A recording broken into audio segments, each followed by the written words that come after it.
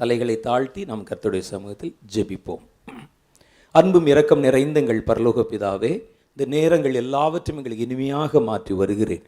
தொடர்ந்து நீர் பேச விரும்புகிற காரியத்தை எங்களோடு வெளிப்படுத்தும்.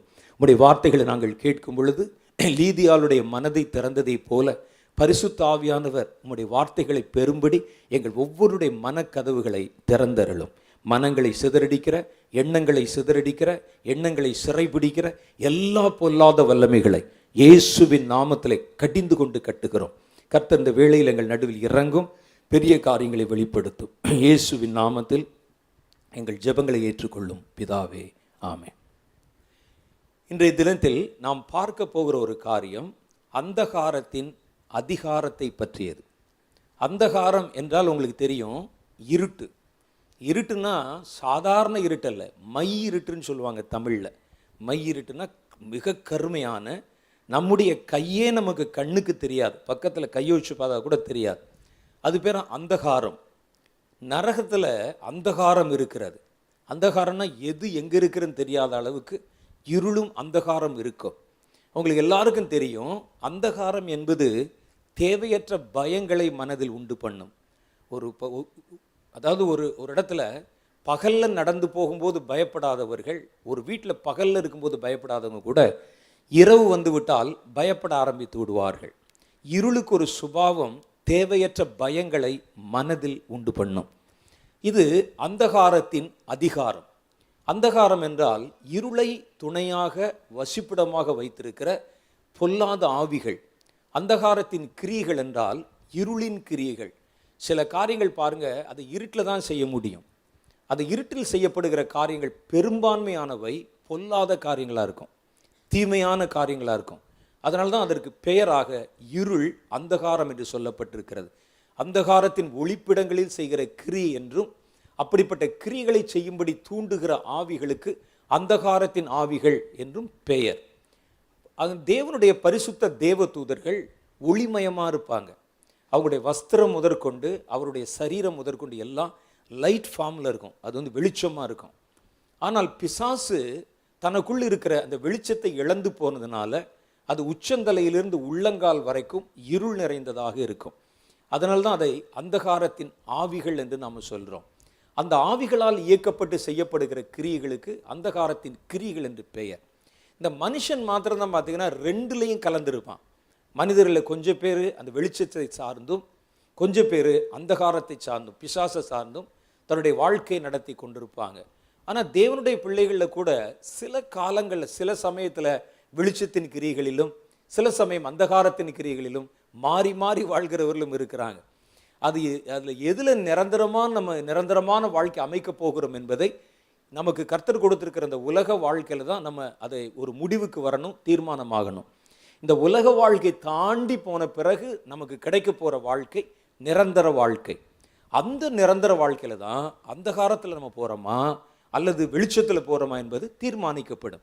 அதற்கு பிறகு நீங்கள் ஒரு நேரம் அந்தகாரமாகவும் ஒரு நேரம் பகலாகவும் வெளிச்சமாகவும் இருக்க முடியாது. இந்த வாழ்க்கை முடிஞ்சு போச்சுன்னா இருளோ அல்லது ஒளியோ ஏதோ ஒன்று. இனி 100% 100க்கு 100 அதில் தான் உங்களுடைய வாழ்க்கை அமைய வேண்டும். நல்ல ஒளியின் பிள்ளைகளாக நடந்து கொண்டால் ஒளியில் நம்ம எப்பொழுதும் பங்கு பெறுவோம். அந்தகாரத்தின் பிள்ளைகளாக நடந்து கொண்டால் இந்த உலக வாழ்க்கை தாண்டின பிறகு உலக வாழ்க்கையில் மாத்திரம்தான் 50-50 வாழ முடியும். ஒரு நாள் பரிசுத்தவானாக இருக்க முடியும், ஒரு நாள் பிசாசுடைய கிரியை செய்ய முடியும், இங்கிருந்து அங்கே ஓட முடியும், அங்கிருந்து இங்கே ஓட முடியும்.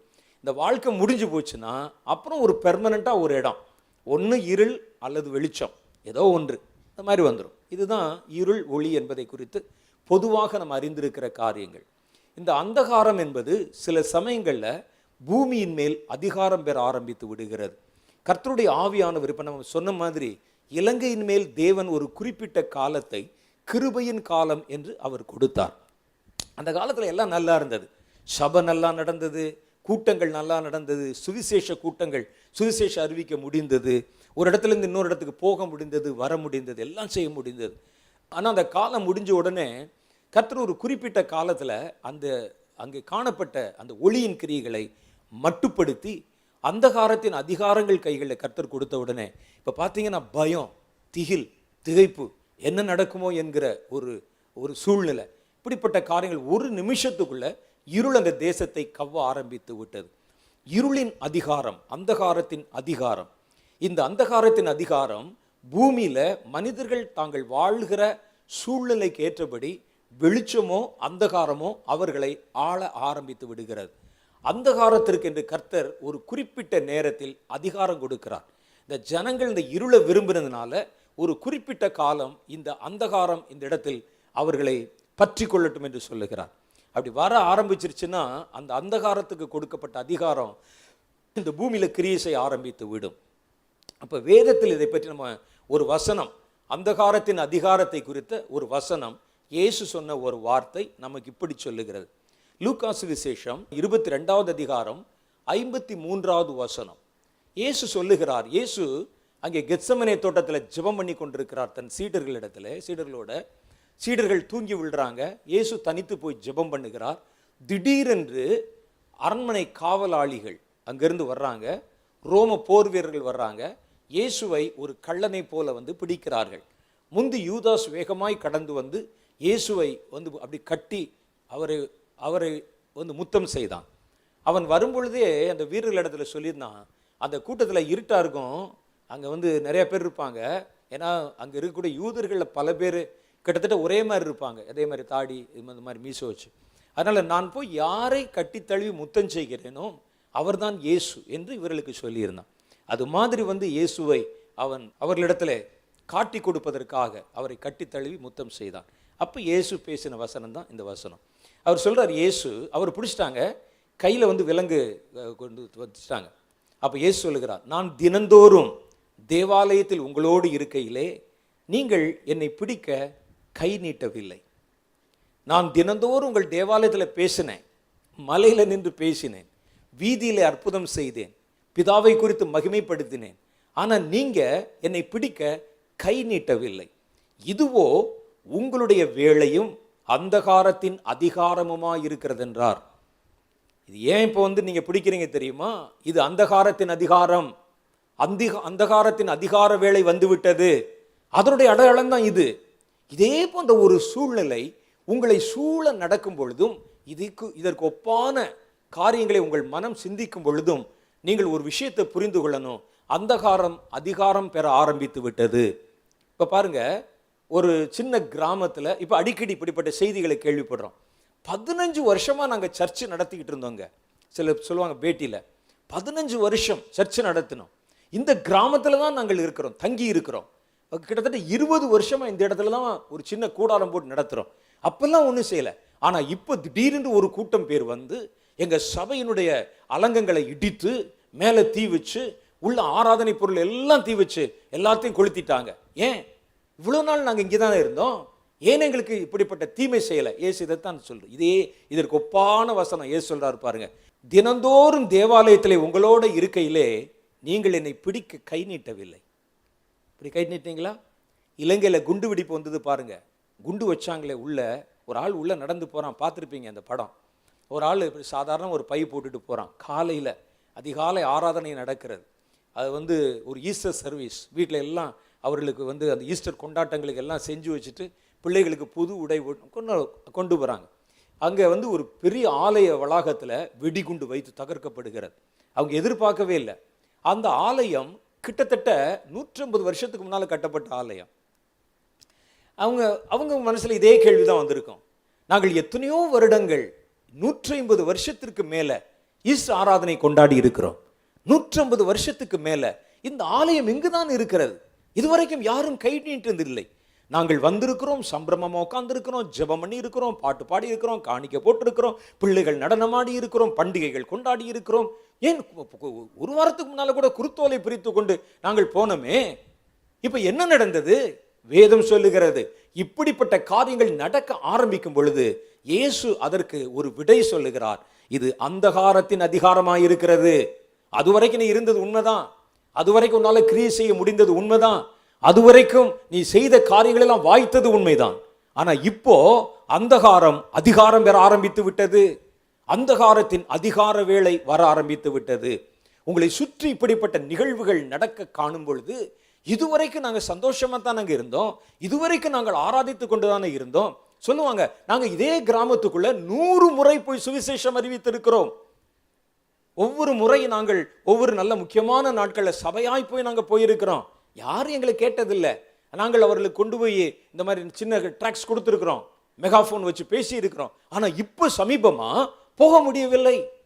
ஊழியங்கள் நிறுத்தப்படுகிறது. ஊழியங்கள் அங்கே போய் சுவிசேஷம் அறிவித்தால் அவர்கள் அங்கே அடிக்கப்படுகிறார்கள், துரத்தப்படுகிறார்கள். இதுவரைக்கும் செஞ்ச அதே இடம்தான், நாங்கள் பார்த்து பழகின அதே ஜனம்தான். ஏன் என்ற கேள்வி நம்முடைய மனதில் வரும்பொழுது அதற்கு இயேசு விடை சொல்லுகிறார். இது அந்தகாரத்தின் அதிகாரமாக இருக்கிறது. அந்தகாரத்தின் அதிகாரம் தேசத்தை சூழ ஆரம்பிக்கிறத நீங்க பார்க்கலாம். அந்தகாரத்தின் அதிகாரம் உள்ளே இறங்கி வந்தால் என்ன நடக்கும் தெரியுமா? இயேசு சொன்ன அந்த சம்பவத்தில் என்ன நடந்தது பாருங்கள். அந்தகாரத்தின் அதிகாரம் அங்கே அதிகாரம் பெற ஆரம்பிக்கும் பொழுது, பலம் பெற ஆரம்பிக்கும் பொழுது, இயேசு அதுவரை தேவாலயத்தில் அவர்களோடு இருந்த இயேசு தேவாலயத்திலிருந்து பிரித்தெடுக்கப்பட்டார். சொன்னார், நான் இதுவரைக்கும் ஆலயத்துக்குள்ள இருந்தேன், இப்ப அந்தகாரத்தின் வேளை வந்து விட்டது. அந்தகாரத்தின் வேளை வந்தால் முதல் அடையாளம் இயேசு தன்னோடு கூட இருக்கிற ஜனங்களிடத்திலிருந்து செப்பரேட் பண்ணப்படுகிறார், பிரிக்கப்படுகிறார். முதல்ல ஜனங்கள் நடுவில் இருந்து இயேசு ஜனங்கள் நடுவிலே தாராளமாய் போகவும் வரவும் இருந்தார். ஜனங்களுடைய கூட்டத்தை கண்டு அவர் நடுவிலே பிரசங்கம் பண்ண ஆரம்பித்தார். திரளான ஜனங்கள் தன்னிடத்தில் வருகிறதை கண்டு தன் வாயை திறந்து உபதேசம் பண்ண ஆரம்பித்தார். இப்ப பாருங்க, அந்தகாரத்தின் வேளை வந்த உடனே இனி இயேசு ஜனங்கள் நடுவிலே பார்க்க முடியாது. உங்களால ஜனங்களை விட்டு பிரிக்கிறாங்க. ரெண்டாவது, அவருடைய அப்போஸ்தலர்களை விட்டு பிரிக்கிறார்கள். இயேசு ஊழியத்துக்கு வந்ததுல இருந்து இந்த 3 வருஷமும் அப்போஸ்தலர்கள் நிழலாய் அவரை பின்தொடர்ந்தாங்க. இவங்க ஊழியத்துக்கு வந்துட்டு அங்கே வீட்டுக்கு போகிறதில்ல. நம்ம சர்ச்சில் ஊழியம் செய்கிறோம், என் கூட எத்தனையோ பேர் இருக்கிறாங்க ஊழியம் செய்கிறாங்க, உங்கள் கூட எத்தனையோ பேர் ஊழியம் செய்யலாம், உங்கள் சபையில் ஊழியம் செய்யலாம்.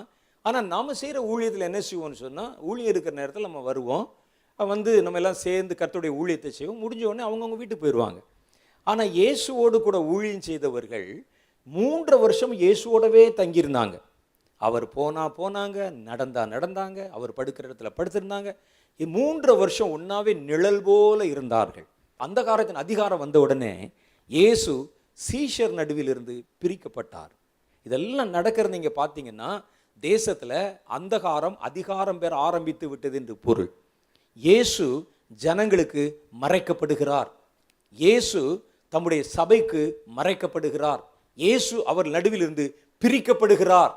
இன்னைக்கு பாருங்க, சபையில ஒரு காலத்தில் இயேசு மையப்பொருளாய் இருந்தது போக, இன்னைக்கு சபையில ஊழியக்காரன் மையப்பொருளாய் மாறிவிட்டான். இயேசுவை சபையிலே தேட முடியவில்லை, ஊழியத்திலே தேட முடியல. இயேசு இன்னைக்கு ஜனங்கள் நடுவிலே அவர் அறிவிக்கப்படவில்லை, நிறுத்தப்படுகிறது, அவர் தவிர்க்கப்படுகிறார், தடை செய்யப்படுகிறார். சர்ச்சில் என்னமோ சிலுவை தான் வச்சிருக்கிறோம், ஆனா உள்ள போய் பார்த்தா அது இயேசுக்கும் அதுக்கும் சம்பந்தம் இல்லை. இதெல்லாம் நமக்கு எதை காண்பிக்கிறது என்றால், நீங்கள் வாழுகிற இந்த காலத்துல, நீங்கள் வாழுகிற இந்த பூமியிலே அந்தகாரம் அதிகாரம் பெற ஆரம்பித்து விட்டது. பார்க்குறீங்க, ஆராதனை நடக்கிறது, ஆனால் அதில் இயேசுவை பார்க்க முடியவில்லை. அப்போ உண்மையாவது வரைக்கும் ஆராதனை இயேசுவை பார்த்தவங்களுக்கு தான் அந்த வித்தியாசம் தெரியுது. சும்மா இதுதான் ஆராதனை என்று பார்க்குறவங்களுக்கு தெரியல. இயேசுன்னு சொல்லித்தானே அங்கே பாடுறாங்க, இயேசுன்னு சொல்லித்தானே கை குலுக்குறாங்க, இயேசுன்னு சொல்லித்தானே அவர்கள் கர்ணம் பாய்கிறார்கள், இயேசுன்னு சொல்லித்தானே இந்த மாதிரி காரியங்கள்லாம் செய்கிறாங்க அப்படின்னு புதுசாக இருக்கவங்களுக்கு தெரியல. ஆனால் இயேசுவை உண்மையாக ஆவியோடு உண்மையோடும் ஆராதித்து ஆராதனை நடுவில் இயேசுவை பார்த்தவங்க இருக்காங்க பாருங்க, அவங்களுக்கு வித்தியாசம் தெரியுது. இல்லை, இது ஆராதனை இருக்கிறது, இயேசு ஆராதனையிலிருந்து பிரிக்கப்பட்டு விட்டார். ஊழியர்கள் இருக்கிறாங்க, இயேசு ஊழியர்களிலிருந்து பிரிக்கப்பட்டு விட்டார். சபைகள் இருக்கிறது, இயேசு சபையிலிருந்து வெளியே பிரிக்கப்பட்டு விட்டார். அப்படின்னா இருள் உன் தேசத்தில் அதிகாரம் பெற ஆரம்பித்து விட்டது. இதனுடைய உச்சகட்டம் என்ன தெரியுமா? இந்த இருளுடைய அதிகாரம் பெருகி பெருகி முழுவதும் அதை வெளிச்சத்தை துரத்திவிட்டு இருள் அந்த தேசம் முழுவதும் பிடிக்க ஆரம்பிச்சிடும். உங்களை சுத்தி இப்படிப்பட்ட நிகழ்வுகள் நிறைவேற காணும் போது ஒரு காரியத்தை நீங்க புரிந்து கொள்ளுங்கள், அந்தகாரம் அதிகாரம் பெற ஆரம்பித்திருக்கிறது. அற்புதம் செய்த இயேசுனுடைய கை கட்டப்பட்டு விட்டது. ஜனங்களோடு கூட வாழ்ந்த ஜனங்கள் நடுவில் தாராளமாய் புழங்கின இயேசு ஜனங்கள் நடுவில் இருந்து பிரிக்கப்பட்டு விட்டார். இயேசுவை பார்க்க முடியல, ஜனங்கள் நடுவில் பார்க்க முடியல. இவரை கொண்டு போயிட்டாங்க, எங்க அரண்மனைக்குள்ள கொண்டு போறாங்க. இனி சீஷர்கள் கூட இயேசுவை பின்தொடர முடியவில்லை, இதெல்லாம் தூரத்தில் நின்று விட்டார்கள். நிழல் போல பின்தொடர்ந்தாங்களே. இயேசு ஒரு கிராமத்துக்குள்ள இருந்த ஜனங்கள் அங்கே பகைத்த போது சொன்னாங்களே, இயேசுவோடு கூட சாகும்படிக்கு அவரோடு போவோம் அப்படின்னு சொன்னாங்களே, இப்போ பாருங்க அவர்களோடு இருக்க முடியல. இயேசு அந்த பேசின வார்த்தைகளை இனி கேட்க முடியல. கர்த்தருடைய வார்த்தைகளை இனி கேட்க முடியல. வீதியில கேட்டாங்க, தெரு ஓரத்தில் கேட்டாங்க, சந்தை திடல்களிலே கேட்டாங்க, கடற்கரை ஓரத்திலே கேட்டாங்க, கூடியிருந்த ஜனங்கள் கேட்டாங்க, மலையில கேட்டாங்க. இப்ப இயேசுடைய கை கட்டப்பட்டு விட்டது. அவருடைய சத்தத்தை இனிமேல் உங்களால் வீதியில் கேட்க முடியவில்லை. இன்னைக்கு நீங்க வாழ்ற தேசத்துல அறிவிக்கப்பட்ட சுவிசேஷம் இப்பொழுது வீதிகளிலே கேட்பதில்லை. காரணம் என்ன அப்படின்னு கேட்டா, அந்தகாரம் அதிகாரம் பெற ஆரம்பிச்சிருக்கு. உங்களுக்கு தெரியல, அது சன்னஞ்சன்னமாய் கொஞ்சம் கொஞ்சமாய் தேசத்தை அப்படியே மூட ஆரம்பிச்சிருக்கிறது. இப்பதான் கர்த்தருடைய பிள்ளைகள் விழித்துக்கொள்ள ஆரம்பிக்க வேண்டும். அந்தகாரம் அதிகாரம் பெறுவது, உங்களை சுற்றிலும் அதிகாரம் பெற ஆரம்பித்திருப்பது உங்களால் உணர்ந்து கொள்ள முடிகிறதா என்று பாருங்கள். அந்தகாரம் அதிகாரம் பெற ஆரம்பிக்கும் போது இந்த அடையாளம் எல்லாம் நடக்கும். இயேசு சபையிலிருந்து பிரிக்கப்பட்டு விடுவார், இயேசு ஆராதனையிலிருந்து பிரிக்கப்பட்டு விடுவார், இயேசு ஊழியர்களிடத்திலிருந்து பிரிக்கப்பட்டு விடுவார். ஒரு காலத்தில் ஊழியர்களை பார்த்தா இயேசுவை பார்த்த மாதிரி இருந்தது. அவர்கள் தைரியமாய் சொன்னார்கள், நான் இயேசுவை பின்பற்றுவதை போல நீங்கள் என்னை பின்பற்றுவர்களாகுங்கள். இன்னைக்கு அப்படிப்பட்ட ஊழியக்காரனை பார்க்க முடியல. ஒரு ஊழியக்காரன் நடந்து வருகிறார், பார்த்தீங்கன்னா சபையார் முன்னால் 2 பேரும் பெண்கள் அந்த பக்கம் நின்று அவர் மேலே அப்படியே பூ தூவிட்டு வாங்க வாங்கன்னு சொல்லி வந்து உள்ளே வரவேற்று கொண்டு வருகிறார்கள். இன்னைக்கு ஊழியக்காரர்கள் இயேசு இல்லாத பிரசங்கத்தை பேச கற்றுக்கொண்டு விட்டார்கள். பேசுறாங்க. ஒருத்தர் பேசி இருக்கிறார், அந்த வீடியோ கிளிப் நான் நேற்று வந்து ராத்திரி பார்த்தேன், ஒருத்தர் அனுப்பிடுறார். அவர் சொல்லுகிறார், நான் டார்வினுடைய தியரியை நம்புகிறேன். யாரு டார்வினுடைய தியரி என்ன தெரியுமா? குரங்கிலிருந்து மனுஷன் வந்தான், பரிணாம வளர்ச்சி அடைந்தான் என்று. ஆனால் வேதம் என்ன சொல்லுகிறது? கர்த்தர் மண்ணிலிருந்து மனுஷனை உண்டாக்கி தம் சாயலின்படி உண்டாக்கி அவருடைய நாசியிலே தம்முடைய ஜீவ சுவாசத்தை ஊத அவன் ஜீவாத்மாவானான். மேடையிலிருந்து அந்த ஆள் சொல்றாரு, எவல்யூஷன் தியரியை நான் நம்புகிறேன், டார்வினுடைய கோட்பாட்டை நம்புகிறேன். அது எது வந்து சர்ச்சில் வந்து சொல்ற? டார்வின் கோட்பாட்டை நம்பினா தெருவில் நின்று சொல்லு.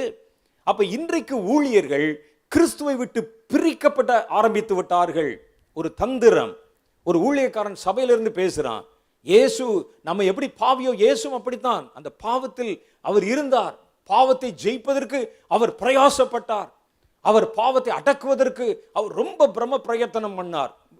ஒரு ஆள் பேசுறாரு, அவர் எல்லாவற்றிலும் நம்மை போல இருந்தார் என்று வேதத்தில் போட்டிருக்கு. நம்மை போல இருந்தார், உண்மைதான். இயேசு நம்மை போல தூங்கினார், நம்மை போல சாப்பிட்டார். ஆனால் வசனம் சொல்லுது, பாவம் ஒன்று தவிர மற்ற எல்லாவற்றிலும் இயேசு நம்மை போல மாறினார். இயேசு பாவம் இல்லை.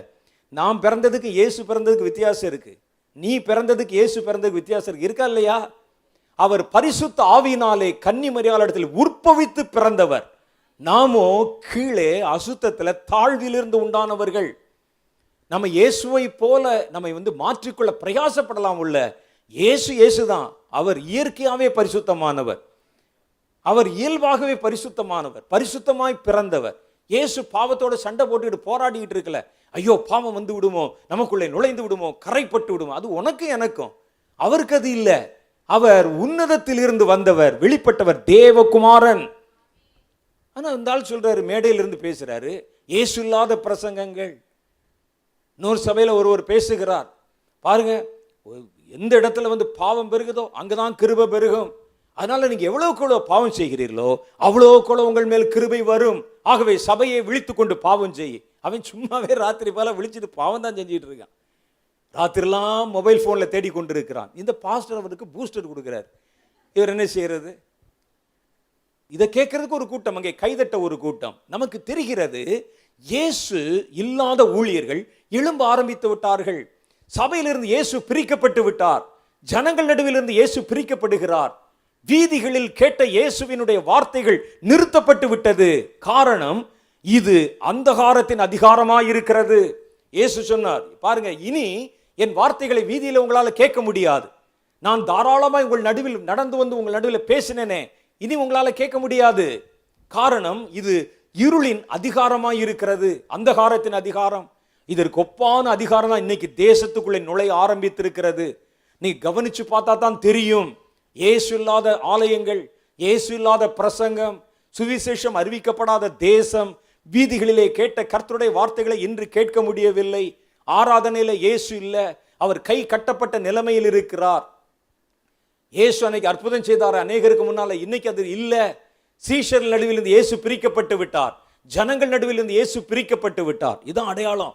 அதற்கு ஒப்பான காரியங்கள் இன்னைக்கு தமிழ்நாட்டில் நடக்குது, தேசத்தில் நடக்குது, பல தேசங்கள்ல நடக்கிறது. இது நமக்கு எதை உணர்த்துகிறது என்றால், அந்தகாரத்தின் அதிகாரம் இப்பொழுது கொஞ்சம் கொஞ்சமா தேசங்களை பிடிக்க ஆரம்பிக்கிறது. இயேசு கட்டப்பட்ட நிலைமையில் இருக்கிறார். இயேசுவை விட்டு அவருடைய சீஷர்கள் பிரிக்கப்பட்டு விட்டார்கள். சபை பிரிக்கப்பட்டு விட்டது, ஜனங்கள் பிரிக்கப்பட்டாங்க. இயேசு அங்கே நின்று கொண்டிருக்கிறார். இதற்கு ஒப்பான காரியம் அந்தகாரத்தின் அதிகாரம். இயேசு சொன்னார். ஏன் காரணம் என்ன?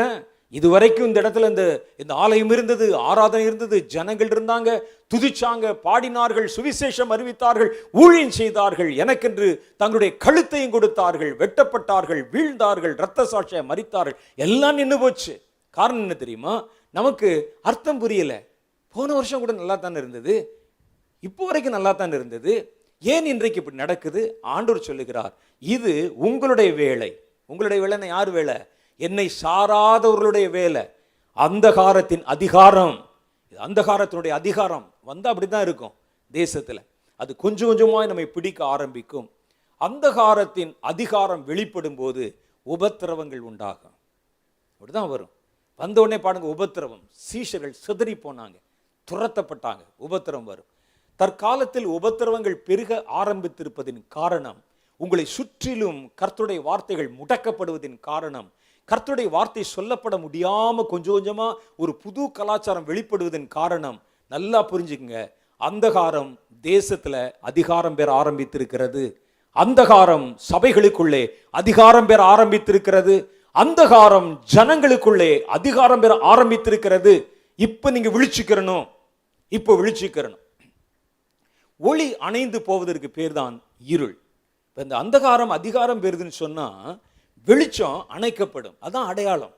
சாத்தான் என்ன செய்யறான் பாருங்க, இந்த இருள் வந்த உடனே, நமக்கு இருள் வேண்டும் என்று சொன்ன உடனே, அந்த இருளை உருவாக்க வேண்டும் என்று சொன்ன எதில் இருந்தெல்லாம் வெளிச்சம் வருகிறதோ அந்த சோர்ஸ் எல்லாம் ஆஃப் பண்ணுவோம். நம்ம தூங்கணும். தூங்குவதற்கு நமக்கு இருளான ஒரு சூழ்நிலை இருந்தால் தான் நமக்கு நல்ல தூக்கம் வரும். அது எல்லா உயிரினங்களுக்கும். அது பார்த்தீங்கன்னா சாயந்தரம் ஆச்சுன்னா பறவைகள், மிருகங்கள் எல்லாம் அப்படியே போய் தூங்க ஆரம்பிச்சிடும். லைட்டை போட்டால் தூங்க முடியாது. என்ன சொல்லுவோம் நம்ம? எனக்கு ஒரு இருளான சூழ்நிலை வேண்டும் தூங்குவதற்கு, லைட்டெல்லாம் ஆஃப் பண்ணிருன்னு சொல்லுவோம்ல. அதே மாதிரி சாத்தான் இப்போ கிரியை செய்வதற்கு ஒரு இருளான சூழ்நிலை தேசத்தில் வேணும்.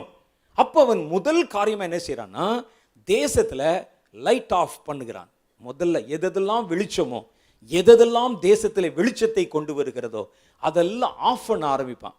அதை பார்த்த உடனே நீங்க தெரிஞ்சுக்கலாம், இருள் தேசத்தை கவ்வி பிடிக்க போகிறது, அந்தகாரம் தேசத்தை கவ்வி பிடிக்க போகிறது, இருளுடைய கிரியை துவங்க போகிறது. அப்ப சாத்தான் முதல்ல என்ன செய்யறான்? லைட்ஸ் ஆஃப் பண்றான். ஃபர்ஸ்ட் எதில் இருந்தெல்லாம் அந்த வெளிச்சம் சோர்ஸ் வருகிறது, எதெல்லாம் அந்த லைட் கொண்டு வருவதனுடைய சோர்ஸ் எங்கிருந்து வருகிறது, அதெல்லாம் முதல்ல பார்க்குறான். என்ன செய்கிறான்? வெளிச்சத்தை அணைப்பதில் சாத்தானுடைய பங்கு. கர்த்தருடைய பிள்ளைகளை முதல்ல செயலற்றவர்களாக்குவது. காரணம், கர்த்தருடைய பிள்ளைகள் வெளிச்சம் என்று தேவனுடைய வேதம் சொல்லுகிறது.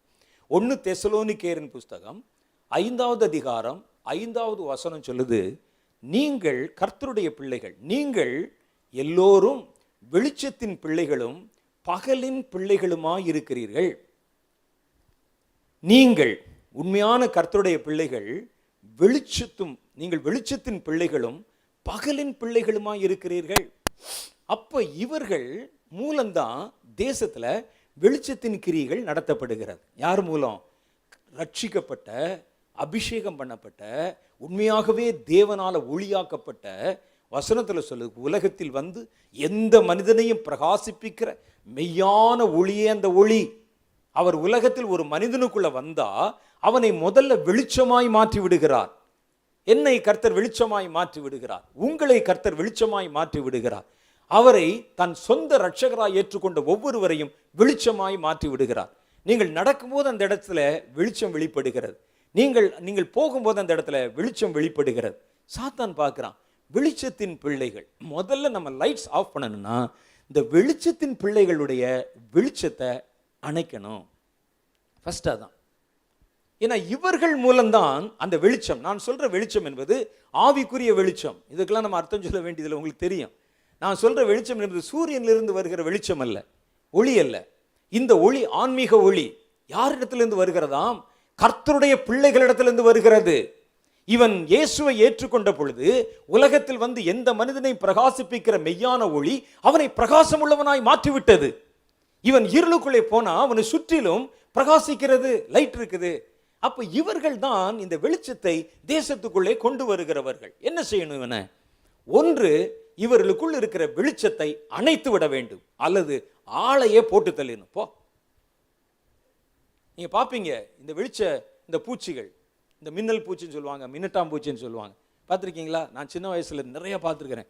மலைப்பகுதிகளில் நாங்கள் இருந்த பகுதிகளில் நிறைய பூச்சிகள் அப்படியே உள்ளிருந்து புறப்பட்டு வரும். அது உடம்புலேருந்தே லைட்டு வரும். தூக்கணாங்குருவி என்று சொல்லுகிற ஒரு குருவி, அதனுடைய வீடு நீங்கள் பார்த்துருப்பீங்க, அப்படி நீளமாக உள்ள பெரிய சுரக்கா மாதிரி கட்டி வச்சுருக்கோம். உள்ளே நீங்கள் அதை பிரித்து பார்த்தீங்கன்னா அரை அறையாக இருக்கும். அதை உள்ளே உடைச்சி பார்த்தா, என்னுடைய நண்பர்கள் என்னை காமிச்சிருக்கிறாங்க, களிமண்ணை எடுத்து உள்ளே ஒரு இடத்துல அப்படி அப்பி வச்சு இந்த லைட்டு வரக்கூடிய பூச்சியை பிடிச்சி அதில் அப்படி பதிச்சு வச்சுருக்கும். அவருக்கு நைட்டில் உள்ளே தூங்குறதுக்கு உள்ளே பார்த்தீங்கன்னா இந்த மாதிரி விடிவெளி லைட்டு அது அப்படி உள்ளே பதிச்சு வச்சுட்டு இவர் நிம்மதியாக தூங்குவார். உள்ள வீட்டை எடுத்து பார்த்தீங்கன்னா மேலே ஒரு ரூமு, கீழே ஒரு ரூமு, அவர்களை கொண்டு வந்து அந்த தன்னுடைய தானியத்தை சேர்த்து வைக்க ஒரு ரூமு, அப்படி எல்லாம் உள்ளே கட்டி வச்சுருக்கும். அதில் இந்த பூச்சியினுடைய உடம்பிலிருந்து அப்படியே லைட் வெளிப்படும். பார்த்துருக்கீங்களா? ஈல் என்ற ஒரு மீன் இருக்கிறது. அந்த மீனுடைய அந்த உடம்புலேருந்து லைட் வெளியே வரும். அப்படியே தொட்டிங்கன்னா கரண்ட் ஷாக் அடிக்கும், உள்ள கரண்ட் ஷாக் அடிக்கும். இங்கே பக்கத்தில் மண்டபம் கேம்ப் என்ற ஒரு இடம் இருக்குது. அங்கே உள்ளே போய் பார்த்தீங்கன்னா உயிருள்ள மீன் கண்காட்சி இருக்கிறது. அதில் போய் பார்த்தீங்கன்னா நீங்கள் கற்பனை பண்ண முடியாத மீன்கள் எல்லாம் பார்க்கலாம். அதே மாதிரி தேவனுடைய பிள்ளைகளுக்குள்ள ஒரு ஹை வோல்டேஜ் உள்ளே இருக்கிறது. உனக்கு தெரியாதது, சாத்தானுக்கு தான் தெரியும். அந்த போறான் பார் லைட்டு, உனக்கு இருக்கிற லைட்டு உங்களுக்கு தெரியாது, உங்கள் பெற்றோருக்கு தெரியாது, உங்கள் பாஸ்டருக்கு கூட தெரியாது, சாத்தானுக்கு தெரியும். இந்த பார், கர்த்தரை ஏற்றுக்கொண்டான், ஜெபம் பண்ணுகிறான், இவன் வெளிச்சத்தின் பிள்ளை. இவர்கள் அந்த பகலின் பிள்ளைகளாக இருக்கிறாங்க. லைட்டு, ஒளி, அவனிடத்திலிருந்து ஒரு ஆன்மீக ஒளி புறப்படுகிறது. சபையில ஒரு 100 தேவனுடைய பிள்ளைகள் இருந்தால் அந்த இடம் முழுவதும் வெளிச்சமாய் இருக்கிறது. நம்ம ஆள் கருப்பா தான் இருப்போம், ஆனா நமக்குள்ள இருக்கிற ஆவியில் இருக்கிற வெளிச்சம் இருக்கு பாருங்க, அந்த வெளிச்சம் சுற்றிலும் பிரகாசிக்கிறது. ஆகவே தான் இயேசு சொன்னார், நான் உலகத்துக்கு ஒளியாய் இருக்கிறேன், உலகத்தில் வந்து எந்த மனிதனையும் பிரகாசிப்பிக்கிற மெய்யான ஒளியே அந்த ஒளி என்று இயேசு சொன்னார். அந்த ஒளி நமக்குள்ளே வந்து விட்டது. கர்த்தர் அந்த ஒளியை உங்களுக்குள் புதைத்து இந்த இருள் நிறைந்த உலகத்துக்குள் உங்களை வெளிச்சமாய் சுற்ற வைத்திருக்கிறார். நீங்க போற இடத்துல எல்லாம் அந்த வெளிச்சம் சுற்றி வருகிற சாத்தானுடைய கண்ணை அது அப்படி உறுத்துகிறது. என்ன செய்யணும்? இவனுடைய வெளிச்சத்தை அணைக்கணும். Lights off. லைட் ஆஃப் பண்ணாதான் தேசத்துல அந்தகாரம் அதிகாரம் பெற முடியும். அப்ப முதல்ல கர்த்தருடைய பிள்ளைகளின் வெளிச்சத்தை அணைக்க வேண்டும். அப்ப வேதம் சொல்லுகிறது, நீங்கள் வெளிச்சத்தின் பிள்ளைகள், வெளிச்சத்தின் படி வெளிச்சத்தின் பிள்ளைகளாக வெளிச்சத்தில் நடந்து கொள்ளுங்கள் என்று எழுதியிருக்கிறார். இவன் வெளிச்சத்தோட வாழும்போது, வெளிச்சத்தின் கிரிகளோடு நடக்கும்போது தான் அவனுக்குள்ள வெளிச்சம் இருக்கும். இல்லாவிட்டால் அந்த வெளிச்சம் அப்படியே மங்கி மருகி அணைந்து போய்விடும். அப்ப சாத்தான் பார்க்கிறான், ஓ, கர்த்தரிடத்திலிருந்து வெளிச்சத்தை வாங்கி வந்து விட்டான், ஒரு சபை நல்ல வெளிச்சமா இருக்குது, ஒரு கள்ள உபதேசத்தை கொண்டாந்து உள்ள விடு, அவர்களை பாவம் செய்ய வை, இதுதாண்ட ஆராதனை என்று அவர்களுக்கு கொடு, அவர்களுக்கு நல்ல இனிப்பான மருந்தை கொடுத்து ஆட விடு, அவனை வேத வசனத்துக்கு விரோதமான கிரியைகளை அவனை செய்ய விடு, வெளிச்சம் எங்கெங்கு இருக்கிறதோ அங்கெல்லாம் இருளை கொண்டு வந்து விதை. இதுதான் அவனுடைய வேலை. வேதம் சொல்லுகிறது, எபேசியர் 5வது அதிகாரம் 2-8 வரைக்கும் உண்டான வசனங்களை படிச்சு பாருங்க. கிறிஸ்து நமக்காக தம்மை தேவனுக்கு சுகந்த வாசனையான காணிக்கையாகவும் பலியாகவும் ஒப்பு கொடுத்து நம்மில் அன்பு கூர்ந்ததை போல நீங்களும் அன்பில் நடந்து கொள்ளுங்கள். யாருக்கு சொல்றாங்க? வெளிச்சத்தின் பிள்ளைகளுக்கு சொல்றாங்க. வெளிச்சத்தில் நடங்கள் அப்படின்னு சொல்லி எழுதியிருக்கே. அவங்க எப்படி நடக்கணுமா? முதல்ல வெளிச்சத்துல, அந்த வெளிச்சத்தை உங்களுக்குள் தக்க வைத்துக் கொள்வது எப்படி? அந்த வெளிச்சத்தை நீங்கள் அன்பிலே நடந்து கொண்டால் அந்த வெளிச்சம் உங்களுக்குள்ளே தங்கி இருக்கும். அந்த வெளிச்சம் ஒரு இடத்துல வந்து வெளிச்சம் உள்ள வரணும்னா அது அந்த வெளிச்சத்தை கொண்டு வருவதற்கு உள்ள ஒரு சோர்ஸ் இருக்கணும்ல. இப்போ வந்து ஒரு டார்ச் லைட் எரியுதுன்னா உள்ள 2 செல் இருக்கும், 2 கட்டை இருக்கும், பேட்டரி கட்டை. ஒரு அகல் விளக்கு அங்கே உள்ள எரிகிறது என்றால் கீழே உள்ள பார்த்தீங்கன்னா கொஞ்சம் எண்ணெய் இருக்கும்ல, அது இருந்தால் தான் மேலே அந்த லைட்டு தெரியும். அப்போ உங்களுக்குள் கொடுத்த அந்த வெளிச்சம் அது எப்பொழுதும் நிரந்தரமாக எரியணும்னா அவர் சொல்றாரு, அன்பிலே நடந்து கொள்ளுங்கள். அவங்களுக்கு கொடுத்த ஆலோசனை. சாத்தான் பார்க்குறான், இவனுடைய வெளிச்சத்தை அணைக்க வேண்டுமானால் உள்ள இருக்கிற பேட்டரி கட்டையை பிடிங்கிட்டா போதும், அல்லது மேலே இருக்கிற வெளிச்சத்தை அணைக்க வேண்டாம், கீழே இருக்கிற எண்ணெயை மாத்திரம் எடுத்துட்டா போதும், போயிடும். அப்போ நீ ஜெபம் பண்ணு ராஜா, சர்ச்சுக்கு போ, காணிக்க போடு, சுவிசேஷம் சொல்லு, போ, எல்லாம் செய்யு. ஆனால் ஒருவரை ஒருவர் கடித்து பட்சி அன்பை இழந்து விடு, ஜாதியை கொண்டு வா உள்ள. எங்கள் church full and full A to Z இந்த ஜாதி தான். எப்படித்தான் கண்டுபிடிப்பானோ? வந்து உட்கார்ந்தோன்னே அப்படியே பக்கத்தில் வந்து உட்காந்து, நீங்கள் இன்னார் பேரனா, நீங்கள் எந்த ஊர், கொக்கி போடுவான் இல்லை, பார்த்துருக்கீங்கல்ல? சாபம் அது அன்பை கொன்று ஒழித்து விடுகிறது. இன்னைக்கு இருக்கிற பெரிய சாபம் என்ன? ஏன் நம்ம ஒருவர் அன்பு கூற முடியல?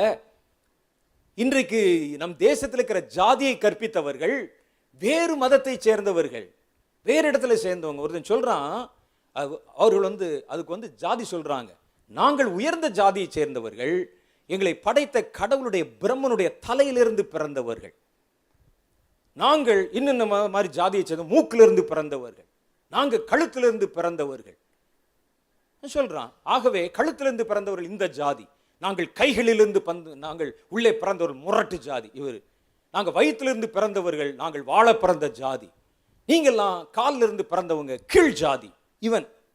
அந்த புராணத்தின் அடிப்படையில் தான் ஜாதியை பிரித்து வச்சிருக்கிறான். நமக்கு ஒரு வார்த்தை உண்டு, நமக்கு ஒரு சத்தியம் உண்டு. நீங்க தலையிலிருந்தும் பிறக்கல, காலிலிருந்தும் பிறக்கல, உங்களை உருவாக்கின தேவனுடைய நாசியின் சுவாசத்திலே பிறந்தவர்கள். எனக்கு ஏதியா ஜாதி? உனக்கு ஏது ஜாதி? நான் இயேசுவின் நாசியின் சுவாசத்தில் பிறந்தவன். நான் எவனுடைய வயிற்றிலிருந்து பிறந்தவன் அல்ல, எவனுடைய கழுத்திலிருந்து பிறந்தவன் அல்ல, எவனுடைய கையிலிருந்தும் பிறந்தவன் அல்ல. நான் என் கர்த்தருடைய நாசியின் சுவாசத்திலே பிறந்தவன். எங்களுக்கு ஒரே ஜாதி தான் இருக்கிறது. நாங்கள் கர்த்தருடைய பரிசுத்த ஜாதி என்று வேதம் எங்களை குறித்து சொல்லுகிறது. என்னைக்கு உலகத்தில் வந்து எந்த மனிதனையும் பிரகாசிப்பிக்க வைக்கிற அந்த ஒளி வந்ததோ, அந்த ஒளி எங்களுக்குள் வந்த போது எங்களுக்குள் இருந்த அறியாமை என்ற இருள் எல்லாம் அகன்று விட்டது. நாங்க எப்படி பிறந்தோம் எங்களுக்கு தெரியும், நாங்க எப்படி உருவாக்கப்பட்டோம் என்று தெரியும். அந்த ஆள் சொல்றான், குரங்கிலிருந்து பிறந்தோம். நீ பிறந்திருக்கலாம், நான் குரங்கிலிருந்து பிறக்கல, என் தேவனுடைய கரத்திலிருந்து பிறந்தவன். அவர் சொல்றார், அவர் எவல்யூஷன் தியரியை நம்புறாராம். அப்படின்னு என்ன அர்த்தம்? எங்க அப்பா குரங்குடான்னு சொல்றான் அவன். எங்க அப்பா யாருன்னு எனக்கு தெரியும். உங்களுக்கு தெரியுமா? உங்களை தன் கரத்தில் எடுத்து உங்களை உருவாக்கின கர்த்தர் தான் நம்முடைய தகப்பன். அவர் நமக்கு மறுபடியும் பயப்படுவதற்கு அடிமைத்தனத்தின் ஆவியை தராமல் அப்பா பிதாவே என்று அழைக்கக்கூடிய புத்திர சுவீகாரத்தின் ஆவியெல்லாம் நிரப்பப்பட்டவர் நாம். வந்து உட்காருவோம் அப்படியே வந்து, எங்களுக்கு இந்த ஜாதி, எங்களுக்கு அந்த ஜாதி, இந்த ஜாதி இந்த சபைக்குள்ள வரக்கூடாது, இந்த ஜாதி அந்த ஜாதின்னு சொன்னாலே உனக்கு கற்பித்து கொடுத்தான இதிகாசம் புராணம் அவனை நீ நம்புகிறாய், வேதத்தை நம்பவில்லை என்பது பொருள். அப்படிதானே? வேதத்தை நம்பல. வேதம் நமக்கு வேறொரு காரியத்தை காண்பிக்கிறது. நாம் இதை நம்பத்தான் நம்ம அழைக்கப்பட்டிருக்கிறோம். இதுதான் உண்மை, இதுதான் சத்தியம். அப்ப இதை உள்ள கொண்டு வந்து போட்டு நீயா நானா இந்த பிரிவினைகளை கொண்டு வந்து, பிரிவினை பேதங்களை கொண்டு வந்து, அன்பற்ற தன்மை உள்ளே கொண்டு வந்துட்டா வெளிச்சம் அணைந்து விடும். ஒரு எலெக்ஷன் வரணுமே பார்க்கணும், சர்ச்சில் மண்டையை உடைப்பதும் ஆளை கடத்துவதும் கொண்டு போவதும் அப்படிப்பட்ட இடத்துலலாம் இருக்காதீங்க, வெளியே வந்துருங்க. ஏன்னா அதெல்லாம் உங்களுக்குள் இருக்கிற வெளிச்சத்தை அணைத்து விடும். நம்ம பார்க்க அந்த நேரத்தில் அது வைராக்கியமே தெரியும். விடக்கூடாது, ஒரு ஓட்டு இல்லை, தூக்குட ஆளம்பேன். எங்க நான் சொல்றது அரசியல் எலெக்ஷன்ல இல்லை, டயசிஸ் எலெக்ஷன்ல கடத்திடுவாங்க. பஸ்ஸை தீ கொளுத்துனாங்க தூத்துக்குடியில், பார்த்தீங்க நீங்க. ஆட்களை கடத்தி கொண்டு போயிடுவாங்க உள்ள. நான் அங்கே பாளையங்கோட்டில் நான் இருந்த பொழுது ஒரு நேரம் பார்த்தேன். நான் சவுந்தலா இன்டர்நேஷனல் சொல்லி ஒரு ஹோட்டல், அதில் முழுவதும் புக் பண்ணி அந்த எதிர்கட்சி ஆட்களை முழுசும் கொண்டு வந்து உள்ளே போய் அடைச்சி வச்சுருந்தாங்க. நான் அப்போ அங்கே இருந்தேன். கேட்டேன், என்னங்க அப்படின்னு கேட்டால், இங்கெல்லாம் இப்போ ரூம் கிடைக்காதுங்க, டயசிஸ்லேருந்து முழுசாக புக் பண்ணிட்டாங்க. கடத்தி வரப்பட்ட அந்த கேண்டிடேட்ஸை கொண்டு வந்து, அந்த வாக்காளர்களை கொண்டு வந்து உள்ளே அங்கே உள்ளே பதிச்சு வச்சுருக்கிறாங்க. இந்த சபையில் கூட்டம் கூடி ஆராதிச்சா, இந்த சபையில் கர்த்தர் நோக்கி பாட்டு பாடுனா, இந்த சபையில் காணிக்கை கொடுத்தா, இந்த சபையில் வாரந்தோறும் மணி அடித்து ஆராதனை பண்ணா, கர்த்தர் எப்படி அங்கே இருப்பார்னு யோசிச்சு பாருங்க. வெளிச்சம் எப்படி அங்கே இருக்கும் என்று யோசித்து பாருங்க. வேதம் சொல்லுகிறது, நீங்களும் அன்பிலே நடந்து கொள்ளுங்கள். அன்பை குறைச்சிட்டா அந்த இடத்துல வெளிச்சம் போயிடும். மேலும் பரிசுத்தவான்களுக்கு ஏற்றபடி வேசித்தனமும் மற்றெந்த அசுத்தமும் பொருளாசை ஆகிய இவைகளின் பேர் முதலாய் உங்களுக்குள்ளே சொல்லப்படவும் கூடாது. பேரை கூட சொல்லக்கூடாது. அசுத்தத்தின் பெயர், வேசித்தனத்தின் பெயர், மற்றெந்த அசுத்தம், பொருளாசை ஆகியவைகள் பேர் முதலா சொல்லக்கூடாது. இப்படியே வம்பும் புத்தியினமான பேச்சும் பரியாசமும் தகாதவைகள். ஸ்தோத்திரம் செய்தலே தகும். விபச்சாரக்காரனாயாவது, அசுத்தனாவது, விக்கிரக ஆராதனைக்காரனாகிய பொருளாசைக்காரனாவது தேவனுடைய ராஜ்யமாக கிறிஸ்துவின் ராஜ்யத்திலே சுதந்திரம் அடைவதில்லை என்று அறிந்திருக்கிறீர்களே. இப்படிப்பட்டவர்கள் நிமித்தம் கீழ்ப்படியாமையின் பிள்ளைகள் மேல் தேவ கோபாக்கினை வருவதால் ஒருவனும் உங்களை வீண் வார்த்தையில் மோசம் போக்காதபடி எச்சரிக்கையாயிருங்கள். அவர்களுக்கு பங்காளிகள் ஆகாதிருங்கள். 8வது வசனம் சொல்லுகிறது, முந்தின காலத்துல அந்தகாரமா இருந்தீங்க. அந்தகாரம்னா இந்த கிரியெல்லாம் உங்களுக்குள்ள இருந்தது. வேசித்தனம், விபச்சாரம், பரியாசம், தகாதவைகள், விக்கிரக ஆராதனை, அசுத்தம், இவை எல்லாம் இருந்தது. அந்தகாரமா இருந்தீங்க. இன்றைக்கு இப்பொழுதோ கர்த்தருக்குள் வெளிச்சமாய் இருக்கிறீர்கள். ஆகவே வெளிச்சத்தின் பிள்ளைகளாய் நடந்து கொள்ளுங்கள். இருளை கொண்டு வருகிற எந்த கிரியைகளுக்கும் இடம் கொடுக்காம இருங்க. அப்ப நல்லா கவனிச்சு படிச்சு பாருங்க. இருளை கொண்டு வருகிற கிரியைகள் என்ன? சாத்தான் இன்றைக்கு இதைத்தான் தாராளமாய் சபைகளுக்குள்ளே புழங்க விட்டிருக்கிறான்.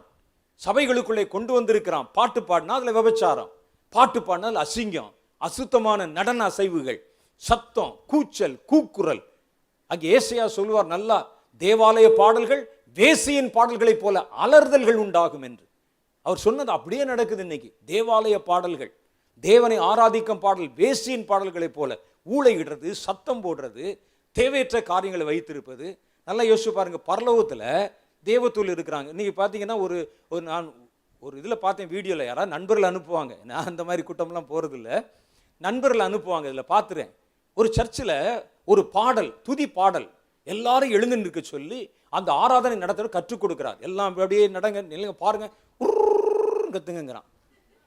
இந்த கூட்டம் ஆட்டு மந்தை கூட எல்லாம் உருன்னு கத்துது. அப்படியே உரு பார்த்துருக்கீங்களா? அந்த வீடியோ பார்த்தீங்களா? உருன்னு கத்துங்கன்னு சொல்லி. நான் சொல்றேன், பரலோகத்தில் தேவன் தன் சிங்காசனத்தில் உட்கார்ந்து இருக்கிறார். முன்னால் இருக்கிற தேவ தூதர்கள், அதுல இருக்கிற ஒரு தேவ தூதன், ஆராதனை நடத்த தேவதூதன், வாங்க கர்த்தர் பின்னால உட்கார்ந்து இருக்கிறார், உரு கத்துங்கன்னு சொன்னா அடுத்து என்ன நடக்கும்? நீங்க சொல்லுங்க. உருன்னு கத்துங்க, மண்டையில போடுற, பின்னால இருந்து ஒரே போடு, இவனை கொண்டு போய் பிசாசோட கட்டுறா. நடக்கவும் நடக்காதா? பரலோகத்தில் தேவதூதர்கள் எப்படி ஆராதிப்பாங்க? எப்படி ஆராதிப்பார்கள் என்று நீங்கள் பார்த்திருக்க வேணாம். எப்படி ஆராதிப்பார்கள் என்று ஒரு இமேஜினேஷன் வச்சிருப்பீங்களே, எப்படி இருக்கும்? நீங்க சொல்லுங்க பார்க்கலாம். நீங்க இன்னைக்கு பார்க்கிற மேடையில் பார்க்கிற இந்த மாதிரி பரலோகத்தில் இந்த ஆராதனை பொருத்தி பாருங்கள்.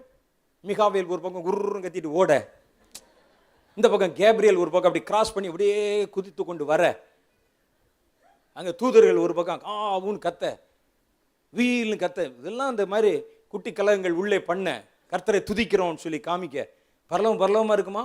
இன்னைக்கு சபையா இல்லையே. பரலோகத்தில் இதை விட்டா என்ன யோசிச்சு பாருங்க. இந்த சாயலிலே பரலோகம் இல்லை, தேவன் இல்லை.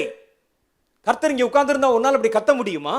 தேவையற்ற சத்தங்கள், தேவாலய பாடல்கள் வேசியின் அலறல்களாக மாறும் என்று ஏசாயா அன்னைக்கு சொன்னார். நடக்குது. அப்ப இதெல்லாம் எதுக்கு கொண்டு வரேன்னு சொன்னா, இந்த இருளை உள்ளே விதைத்தால் வெளிச்சத்தை அணைத்து விடலாம். Lights of.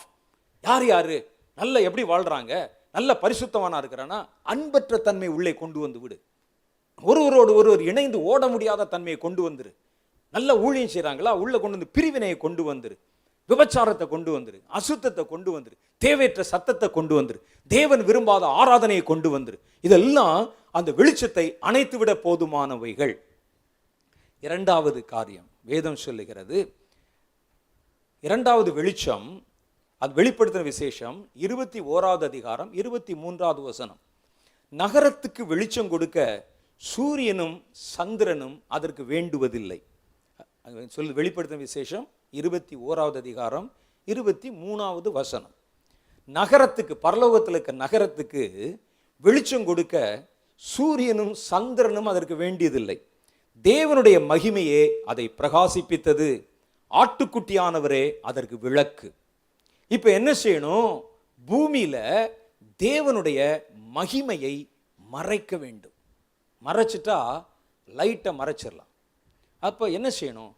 தேவனுக்கு கொடுக்க வேண்டிய மகிமையை மனிதர்களுக்கு கொடுக்க வைக்கணும். இன்னைக்கு அதான் நடக்குது. தேவன் மகிமைப்படுவதில்லை. இன்னைக்கு கர்த்தர் சொன்னார், என் மகிமையை வேறு ஒருவனுக்கும் கொடேன். இன்னைக்கு நான் செய்தேன், நான் பேசினேன். ஜனங்கள் மனிதனை இன்னைக்கு கடவுள் மாதிரி கொண்டாந்து வைக்க ஆரம்பிச்சிருக்கிறாங்க. பாஸ்டர் சொன்னால் சரிதான், ஐயா சொன்னால் சரிதான், பிரதர் சொன்னால் சரிதான், தீர்க்கதரிசி சொன்னால் சரிதான், நீங்கள் வந்தது கடவுளே வந்த மாதிரி. அது எப்படி கடவுளே வந்த மாதிரி? நான் வந்தால் கடவுள் வந்த மாதிரியா? கடவுள் பார்த்துருக்கியா நீ? கடவுள் வந்து அப்படியா இருக்கும்? நான் எப்பவும் சொல்கிற வார்த்தை தான், மனிதன் மனிதன் தான், தேவன் தேவன் தான். எவ்வளோ உயர உயர பறந்தாலும் ஊர்க்குருவி வந்து கழுகாகாது, ஆகுமா? அப்போ யோசிச்சு பாருங்க, இன்றைக்கு கர்த்தருடைய மகிமை வெளிப்படுத்தப்படுவதில்லை.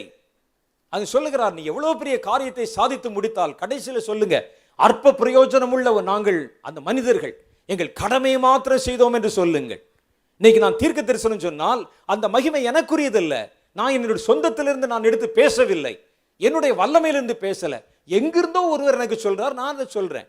இன்னைக்கு ஒருவர் கை நீட்டி உங்களுக்காக ஜெபம் பண்ணுகிறார், நீங்கள் அற்புதம் சுகமடைகிறீர்கள், அது அவருடைய வல்லமை இல்லை, அது தேவன் அவருக்குள்ளே தந்தார், தேவன் உங்களை அவர் மூலம் தொட்டார், நீங்கள் எழும்பினீர்கள்.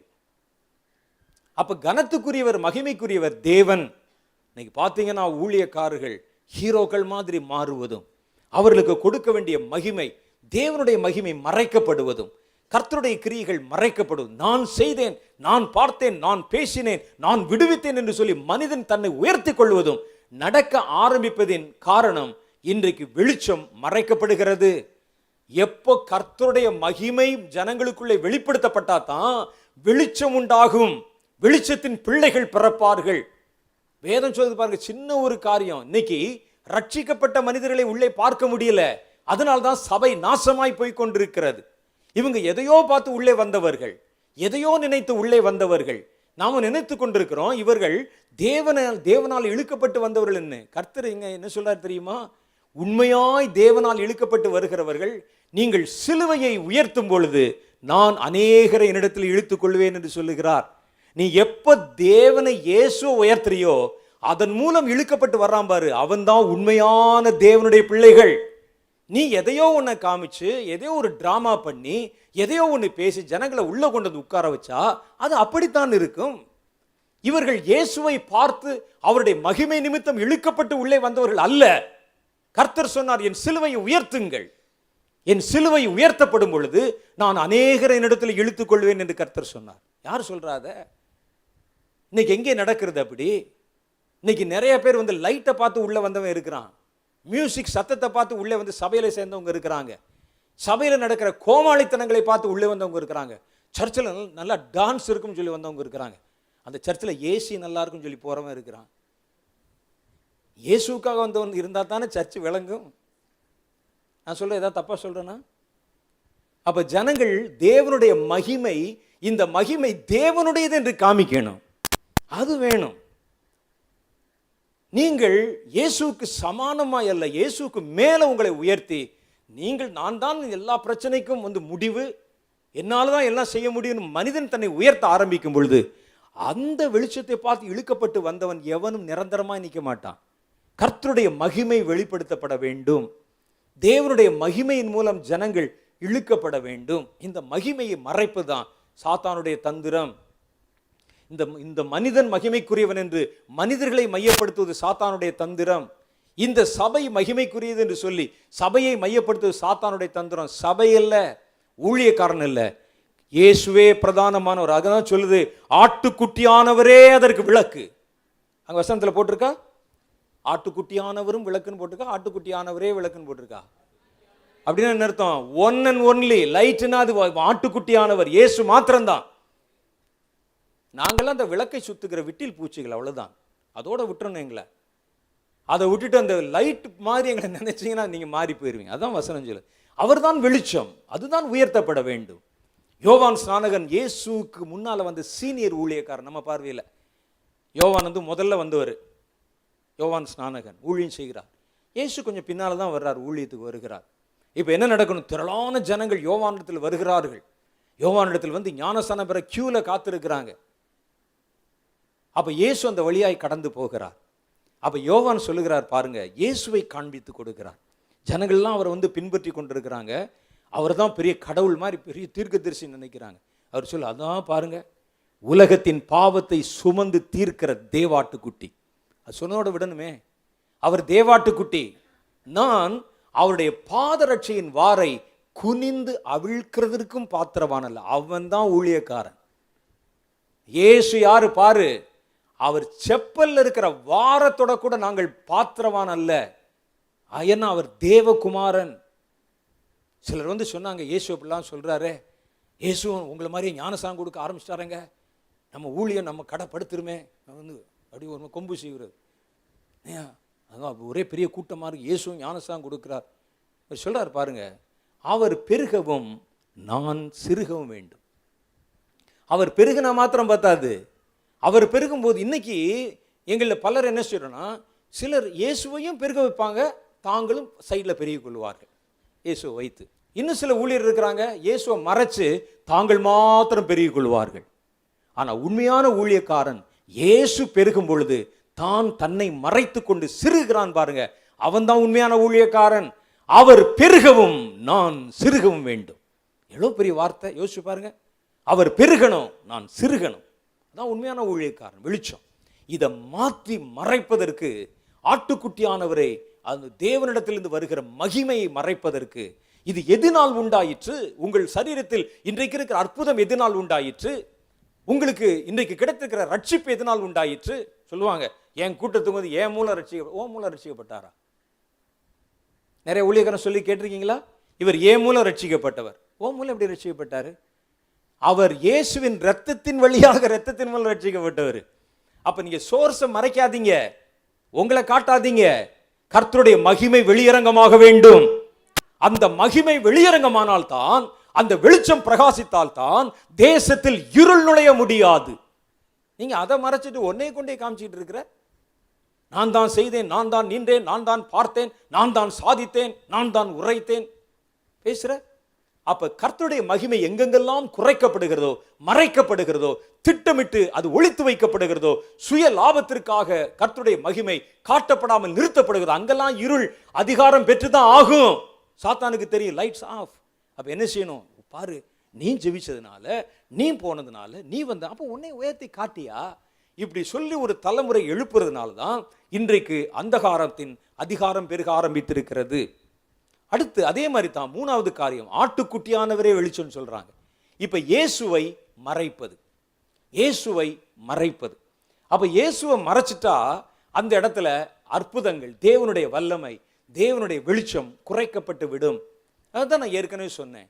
இயேசு துதிகளிலே இயேசு மறைக்கப்பட்டு விடுகிறார், பிரசங்கத்திலே இயேசு மறைக்கப்பட்டு விடுகிறார். ஒரு பிரசங்கத்தில் என்ன செய்யறாங்க, நீங்க நல்லா கவனிச்சு பாருங்க. ஒரு பிரசங்கத்தில், ஆலயத்தில், ஒரு ஆராதனை நம்ம போனால், எங்கே போனாலும் நீங்கள் யோசிச்சு பாருங்க, அந்த செய்தி உங்களுக்கு லாபமாக இருந்ததா?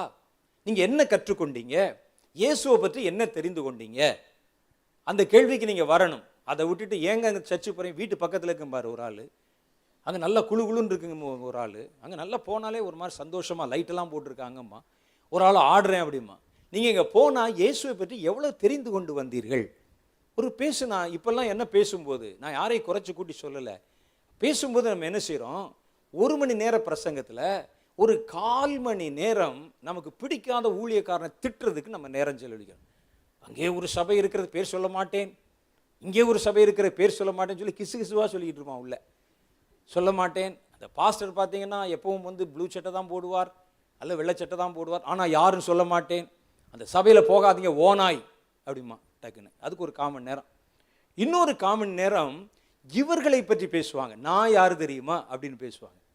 அப்புறம் ஒரு அடுத்த 1/4 மணி நேரம் இவருடைய திட்டங்களை பற்றி பேசுவாங்க. எங்கள் சர்ச்சில் என்னென்ன திட்டம் வச்சுருக்கிறோம், இந்த ஊண்டியல் திட்டம் வச்சுருக்கிறோம், அந்த ஊண்டியல் திட்டம் வச்சுருக்கிறோம், ஏடிஎம் கார்டு திட்டம் வச்சுருக்கிறோம், அப்புறம் இதுக்கு ஒரு திட்டம் வச்சுருக்கோம், அதுக்கு ஒரு திட்டம் வச்சுருக்கிறோம், எல்லாம் பேசுவார். அதுக்கப்புறம் கடைசியில் வருகிற ஜனங்களை பற்றி திட்டி ஒரு பிரசங்கம் பண்ணுவார். நீங்கள்லாம் என்ன விசுவாசிகள், நீங்கள் அப்படியா இருக்கு இப்படியாகன்னு ஒரு 1/4 மணி நேரம் பேசுவார். இந்த இடையில அல்லையிலையோ அல்லையிலையோ சொன்னார் பாருங்க, அதுதான் இயேசுவை பற்றி சொன்னது. மற்ற இந்த பிரசங்கத்தை நீங்கள் பிடிச்சி பார்த்தீங்கன்னா, ஒரு பஞ்சு மிட்டாயை பிடிச்சா கையில் ஒன்றுமே மிஞ்சாது, கழுவி அது மாதிரி ஒன்றுமே இருக்காது, உஷ்ஷுன்னு போயிடும். வேதம் சொல்லுகிறது, இயேசுவை மறைக்கிற எந்த செய்தியும் வெளிச்சத்தின் செய்தி அல்ல. இயேசுவை மறைக்கிற எந்த சபையும் வெளிச்சத்தை வந்து பிரதிபலிக்கிற சபை அல்ல. இதெல்லாம் சாத்தானுடைய தந்திரம், இப்படி பேச வைப்பது, சகோதர அன்பை மறைய பண்ணுவது, பிரிவினைகளை கொண்டு வருவது, இவையெல்லாம் இருளினுடைய கிரியைகள். அங்கே சொல்லுது 1 யோவானுடைய புஸ்தகம் 2வது அதிகாரம் 10வது வசனம், தன் சகோதரனிடத்தில் அன்பு கூறுகிறவன் ஒளியிலே நிலை கொண்டிருக்கிறான், அவனிடத்தில் இடரல் ஒன்றும் இல்லை. தன் சகோதரனிடத்தில் அன்பு கூறுகிறவன் ஒளியிலே நிலை கொண்டிருக்கிறான், அன்பு கூறாதவன் இருளிலே நிலை கொண்டிருக்கிறான். அப்ப சாத்தான் இப்ப லைட்ஸ் ஆஃப் பண்ணணும்னா, கர்த்தருடைய ஜனங்களுக்குள்ளே, சகோதரர்களுக்குள்ளே லைட்ஸ் ஆஃப் பண்ணணும்னா அவர்களுக்குள்ளே அன்பை உடைத்து விட வேண்டும். இது சாத்தானுடைய தந்திரம். அடுத்து மிக முக்கியமான ஒரு காரியத்தை நம்ம பார்க்கணும். அதுல வேதம் சொல்லுது, சுவிசேஷத்தை அறிவிக்க ஒட்டாமல் தடை செய்வது அந்த வெளிச்சத்தை அணைக்கும் சாத்தானுடைய தந்திரம். 2 கொரிந்தியர் புஸ்தகம் 4வது அதிகாரம் 4வது வசனம் சொல்லுகிறது, தேவனுடைய சாயலாயிருக்கிற கிறிஸ்துவின் மகிமையான சுவிசேஷத்தின் ஒளி. சுவிசேஷத்தின் ஒளி. சுவிசேஷம் என்றாலே லைட்டு. நான் ஒரு பிராக்டிக்கலாக ஒரு காரியம் சொல்ல, கொஞ்சம் யோசிச்சு பாருங்க. நீங்க இப்போ சமீபத்தில் சுவிசேஷகர்கள் அருகி விட்டார்கள். உண்மையா பொய்யா? சுவிசேஷம் சொல்றவங்க குறைஞ்சிட்டாங்க. நிறைய தீர்க்கதரிசி பெருகி இருக்கிறாங்க, போதகர்கள் பெருகி இருக்கிறாங்க. சுவிசேஷம் அறிவிக்கிறவர்கள் குறைந்து விட்டார்கள். நீங்க தேடினாலும் கிடைக்க மாட்டான் இப்பெல்லாம் சுவிசேஷம் அறிவிக்கிறவர்கள். சிலர் சுவிசேஷம் அறிவிக்க வர்றேன்னு சொல்லிட்டு என்னத்தையா பேசிட்டு இருப்பான். அப்பெல்லாம் அந்த அந்த நாட்களில் சுவிசேஷம் அறிவிக்கிற சுவிசேஷர்கள் ஒரு கூட்டம் இருப்பாங்க. அவருடைய செய்தி எடுத்து பார்த்தா ஒரு 15 நிமிடம், அரை மணி நேரம் செய்திக்குள்ள முழுவதும் ஒரு ஒரு பரிபூர்ணமான சுவிசேஷத்தை பிரசங்கம் பண்ணி விடுவார்கள். நான் பார்த்து ஆச்சரியப்பட்ட சுவிசேஷர்கள் நிறைய இருந்தாங்க. அப்போ டாக்டர் ஜீவானந்தம் இருந்தாங்க. அவர் ஒரு பெரிய பைபிள் ஸ்காலர். அவர்கிட்ட பேசி பார்த்தா தான் தெரியும் உங்களுக்கு. டாக்டர் டிஜிஎஸ் தினகரன் அவர்களே வந்து ஊழியத்துக்குள்ளே கொண்டு வந்தவர். இங்கே நம்ம ஊர் அடிக்கடி வந்திருக்கிறாங்க. நாங்கள் நம்முடைய ஊழியத்தில் என்ன ஆரம்பித்தாலும் முதல்ல அவங்க தான் வந்து அதை துவக்கி வச்சு நம்ம கூட மணிக்கணக்காக பேசிகிட்டு இருப்பாங்க. நல்ல பெரிய விளைந்த ஒரு தேவ மனிதன். நான் ரொம்ப ஆச்சரியப்பட்டு, பைபிள் நான் வந்து நாலேஜ், அவ்வளோ நாலேஜ் அவருக்கு. அது ஒரு வசனத்தை எடுத்தால் மணிக்கணக்காக பேசுவாங்க. அதே மனிதனை நாங்கள் கிராமங்களில் பயன்படுத்தி இருக்கிறோம். சின்ன ஊரில், பாஸ்டர்களுக்கெல்லாம் தெரியும், சின்ன ஊரில் அவருக்கு கூட ஒரு சின்ன மேடை இருக்காது, ஒன்றும் இருக்காது, ஒரு சின்ன லைட் இருக்கும். ஒரு கொஞ்சம் அங்கே இருக்க ஜனங்கள் வருவாங்க. தன்னுடைய கையில் ஒரு சின்ன ஒரு டேமரன் வைத்துக் கொள்வார். அங்கே வந்து பெட்ரூம் பாக்ஸ் லைட் தான் இருக்கும், அதில் 2 டியூப் லைட் போட்டிருப்பாங்க, அவ்வளோதான். அது நடுவில் ஒரு டேமரன் வைத்துக்கொண்டு ஒரு பாடல் பாடி அங்கே வருகிற எளிய ஜனங்களுக்கு புரிகிற மாதிரி, இயேசுனா யாரு, அவர் ஏன் நமக்கு தேவை, இயேசு இல்லாட்டா நம்ம என்ன ஆகும், இயேசு வந்தால் நம்ம என்ன ஆகும், இது ஜனங்களுக்கு நல்லா புரிகிற மாதிரி வெளிப்படுத்தி சொல்லி, இப்போ இந்த இயேசு யார் யாருக்கு வேணும்னு சொல்கிறீங்க, முன்னால் வாங்கன்னு சொன்னால் நான் யோசிப்பேன், இந்த கிராமத்தில் இருக்கிற இந்த எளிய ஜனங்களுக்கு இயேசுவை பற்றி எப்படி தெரியும். இவர் இந்த வார்த்தை சொன்ன எல்லாரும் முன்னால் வந்து அழ ஆரம்பித்து இயேசுவை ஏற்றுக்கொள்ள ஆரம்பிப்பாங்க. எனக்கு தெரிந்து ஆயிரக்கணக்கான சபைகள் சின்ன சின்ன கிராமங்களில் ஐயாவின் மூலமாகத்தான் ஏற்படுத்தப்பட்டது. அநேக இடங்களில் அசம்பிளிஸ் ஆஃப் காட் சர்ச், பல பெந்தகோஸ்தே சபைகள் இவர் மூலமாக தான் ஸ்தாபிக்கப்பட்டது. அந்த மாதிரி சுவிசேஷன் சொல்கிற ஆளை பார்த்ததே இல்லை. அந்த ஜனங்களுக்கு ஏற்றபடி அவ்வளோ அழகா, ஒரு வார்த்தை கூட முன்ன பின்ன போகாது, அவர்களுக்கு புரிகிற மாதிரி இயேசு யார். இன்னைக்கு அப்படிப்பட்ட ஊழியர்களை தேடுகிறோம், தெரியவில்லை, கிடைக்கவில்லை. ஒரு காலத்தில் கூட்டம் கூட்டமாக ஜனங்கள் வெளியே புறப்பட்டு போய் சபையிலிருந்து கிராமங்களில் போய் மெகாஃபோனை வைத்துக்கொண்டு தெருவில் நின்று பிரசங்கம் பண்ணுவாங்க, மெட்ராஸில் பேசுவாங்க. அசோக் பில்லர் பக்கத்தில் ஒரு கூட்டம் எப்போதுமே வழக்கமாக சாயந்தரத்தில் வந்து பேசுவாங்க, மெரினாவில் போய் பேசுவாங்க, மின்சார ரயிலில் போய் பேசுவாங்க, கிராமங்களில் கடந்து போய் பேசுவாங்க. தூத்துக்குடி மாவட்டத்தில் போட்டிங்கன்னா ஒரு பௌர்ணமி வரவிட மாட்டார்கள். உடனே பௌர்ணமி சுவிசேஷ திருநாள் அப்படின்னு சொல்லி சபையெல்லாம் சேர்ந்து கிராமங்களுக்குள்ளே போய் ஒரு பாட்டு பாடி கைதட்டி அந்தந்த கிராமங்களில் சுவிசேஷம் அறிவிச்சு ட்ராக்ஸ் கொடுத்துட்டு வந்துடுவாங்க. இன்றைக்கி அந்த நிகழ்ச்சிகள் எல்லாம் மறைக்கப்பட்டு மறக்கப்பட்டு, இன்றைக்கி பேச்சு பிரசங்கம் என்றாலே, இன்றைக்கி நல்லா யோசிச்சு பாருங்கள், எழுப்புதல் கூட்டங்கள், சுவிசேஷ கூட்டங்கள் சபைக்குள்ளே நடத்திக்கிட்டு இருப்பாங்க. சர்ச்சுக்குள்ளே யாருக்கு சுவிசேஷம் சொல்கிறீங்க? சுவிசேஷம் கேள்விப்படாதவனா சர்ச்சில் உட்கார்ந்துருக்கிறான். அங்கே வெளியே பேச வேண்டியது, உள்ளே வேற. இந்த ஆட்களை கொண்டு வெளியே விட்டால் வேற என்னத்தையா பேசிக்கிட்டு இருப்பான் உள்ள. இங்கே போய் இன்னைக்கு சுத்த சுவிசேஷம் அறிவிக்கிறவர்கள் காணப்படவில்லை, குறைந்து விட்டார்கள்.